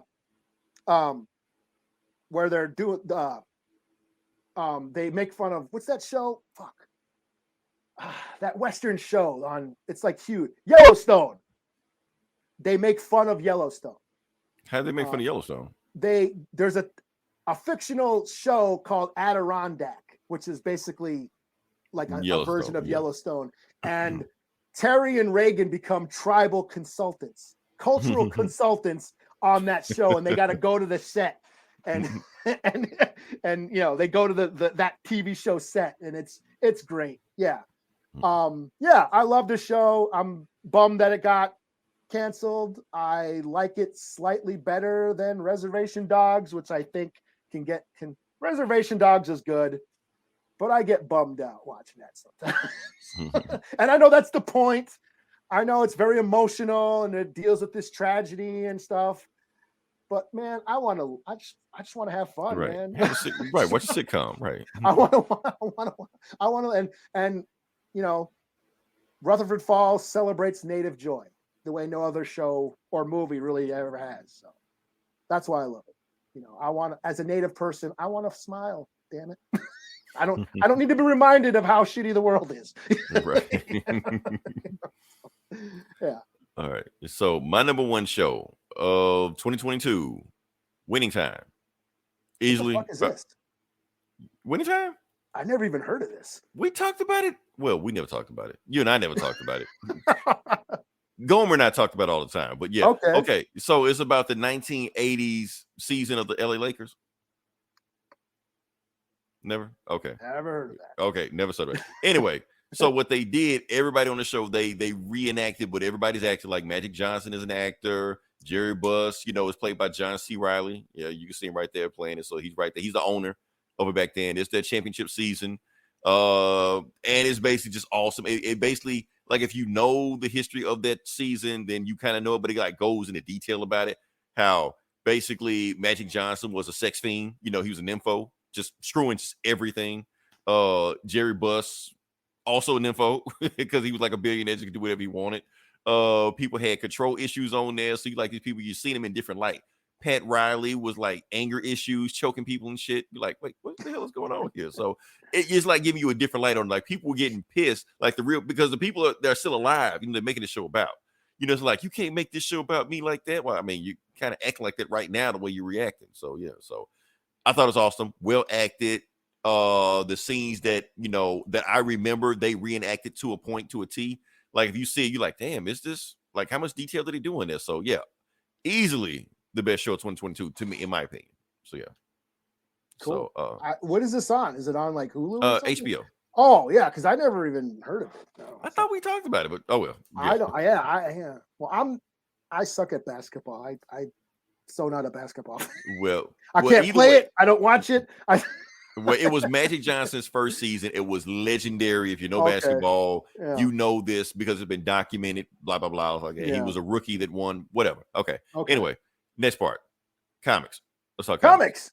Yeah, let's talk comics. We'll get there. Honestly, I don't really have much to get into because I can't really think of. Should we talk about issues or seasons or series? I just did series. That's what I did. I should have did series. I did. I mean, did whatever, dude. Do whatever.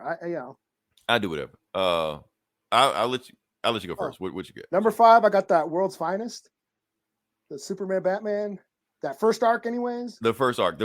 Yeah, the first arc. Okay. Against the magic person and the devil, the demon. Yeah. And they did all this weird magic shit to fight and stuff like that. Yeah. Yeah. Superman. Remind me to me. I honestly, I need to do an excerpt of that. I need to make an excerpt of that, a clip of that whole thing. I got it. I'm gonna do it in the next day. It will be up by the end of this week. That's my guarantee for everybody listening. Cool. So, that's it. That's all I got.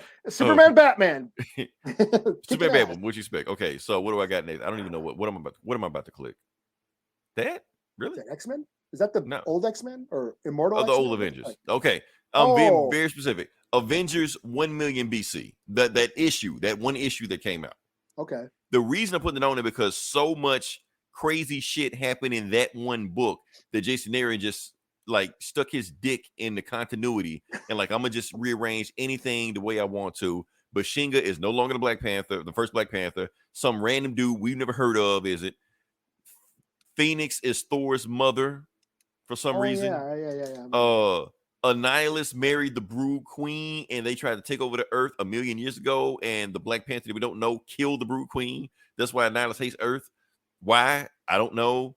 Other weird shit happened. Like, okay, you just said fuck it, just gonna throw all this shit in here. That's how I know that once he's done, all this shit will be retcon. Everybody's gonna forget all this shit he just said. Snap it away.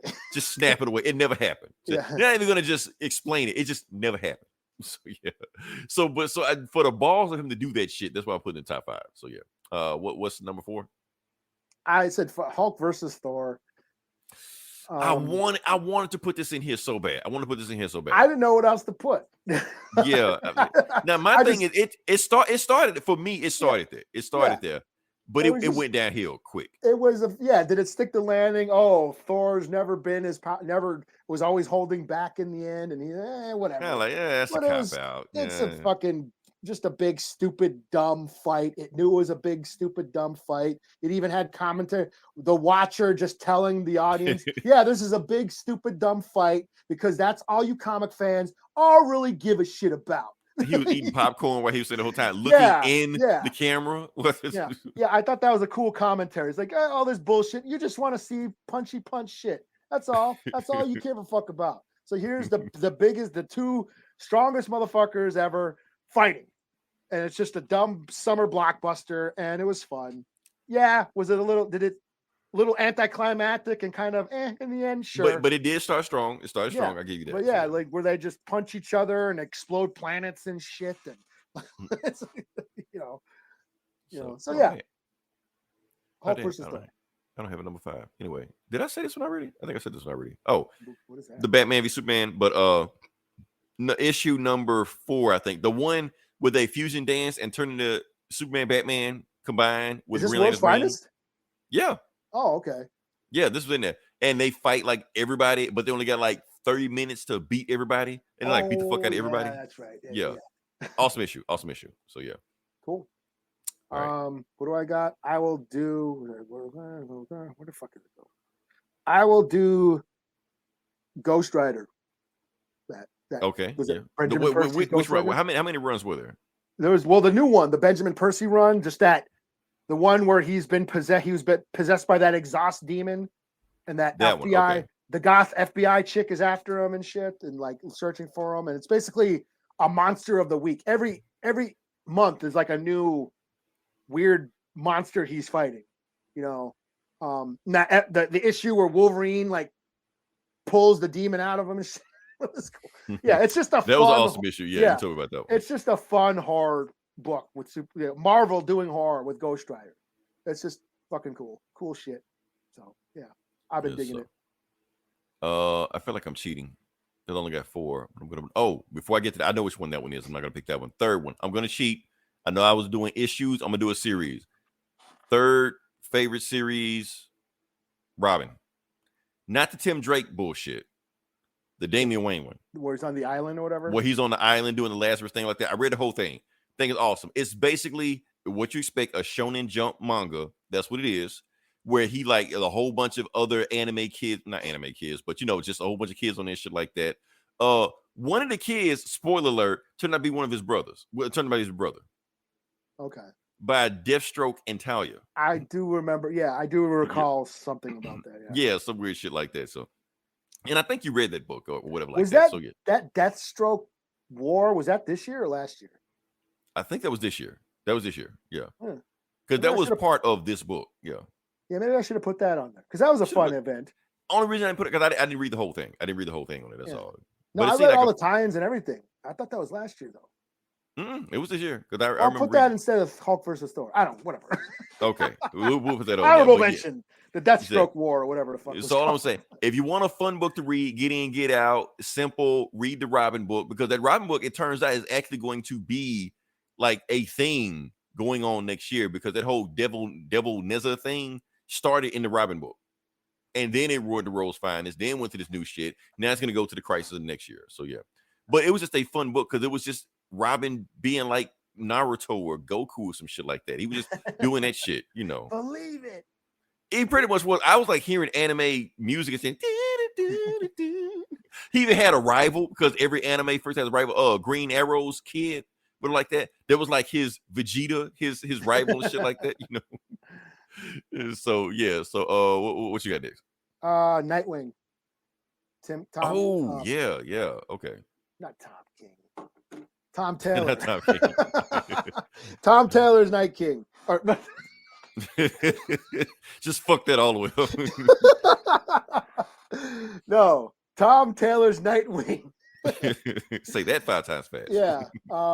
Yeah, just it's been a fun, but probably the only DC book that I've been reading consistently. Even I dropped Batman like multiple times for the past few years, but I've been consistently reading the Nightwing book just because it's fun. And Dick is now a billionaire and he's trying to do good with his money, and you know, the whole going against Blockbuster and then finding out that whole thing with that, what's her name, the Zuko or whatever, the mayor is now his sister. You know, right. There's that whole revelation. The same dude that killed his parents, but yeah. Yeah. That, and then that Heartless, that serial killer that rips out people's hearts. He's like a psycho, super powered serial killer. Is a cool ass villain. So, and yeah, it was cute. Him and Batgirl are banging now. It's cute.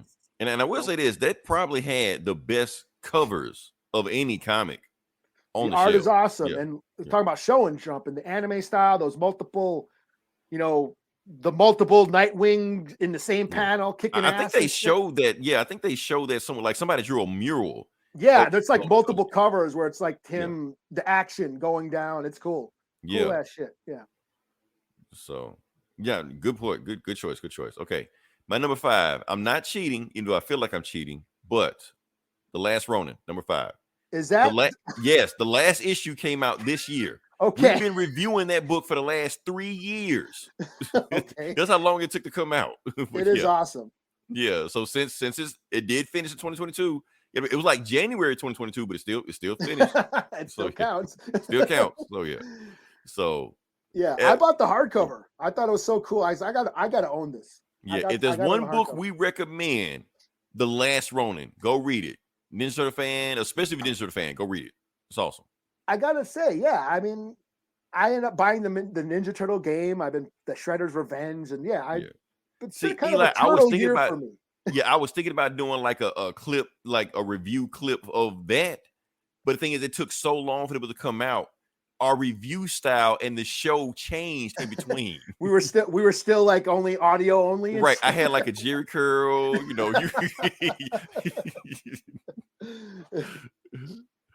So I'm like, nah, I don't want to bring up those old footage again. We just leave that in the past. So yeah.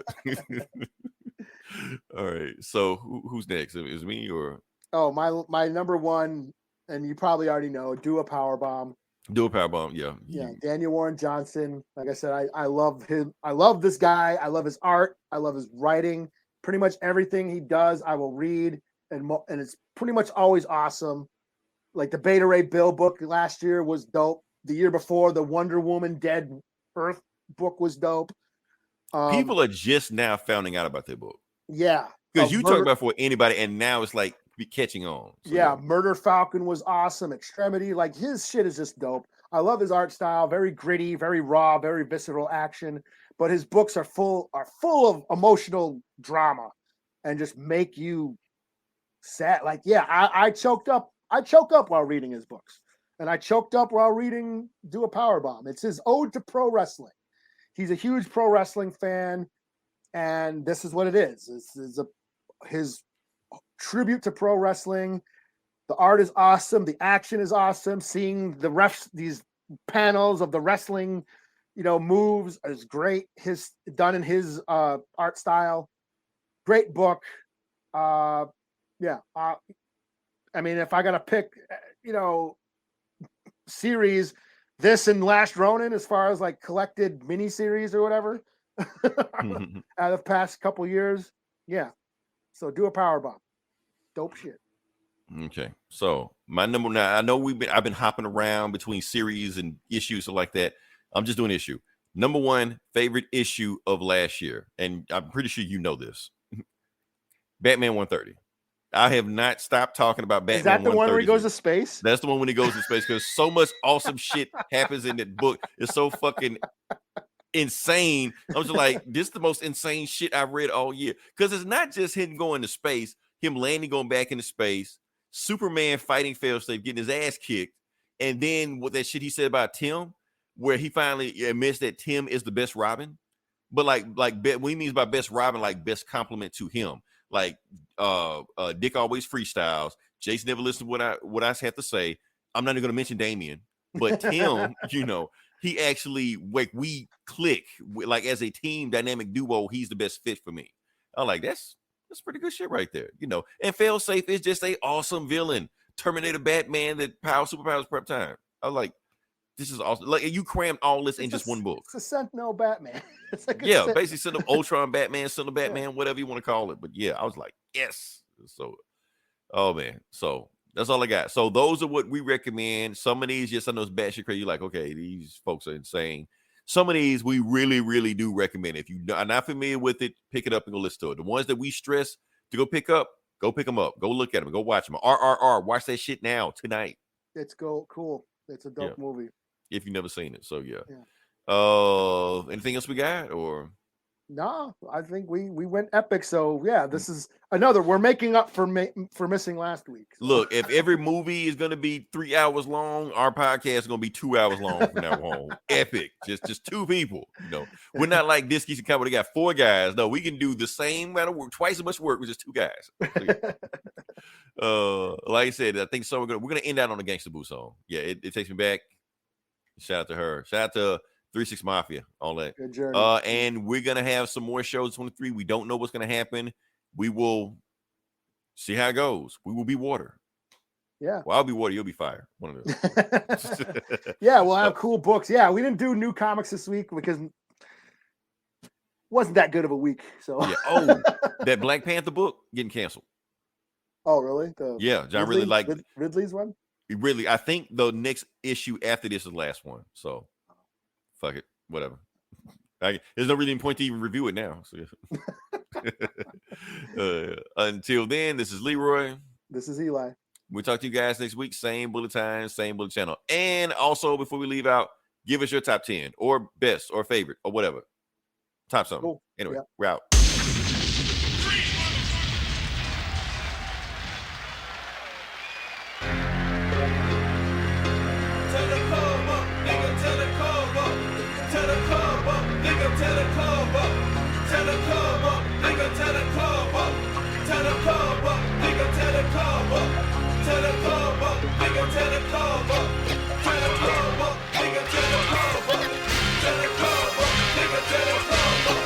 Just for all you player haters who be talking that. The 3-6 show no love, put some hurt on the trick. I'm busting through the crowd wild with my Anna. Can I be like quick to put 2 up in you like who man is standing? I be the last man, blast man. If you think you fast man, headline 3 level up in the cast man. When I look into your eyes, I see a coward face to face a picture. Reasons why you better ride or die to hit you. And here comes the 2 to the 3 and 4. 3-6 Mafia, want you to rig it all over the floor. Throwing and flowing your sex in the air. You're bumping the tables and chests everywhere. Troubled over by the max and the players. You standing there acting like you unaware. And I ain't saying we the odds, just say you can't rock it like 3-6 Mafia can. Hold up in the trance in the pop van. We gon' tear the club, go get a book to the don't stand. And now I know that you are feeling it. Baby, welcome to the fullest capabilities. Tell the club up, nigga, tell the club up. Tell the club up, nigga, tell the club up.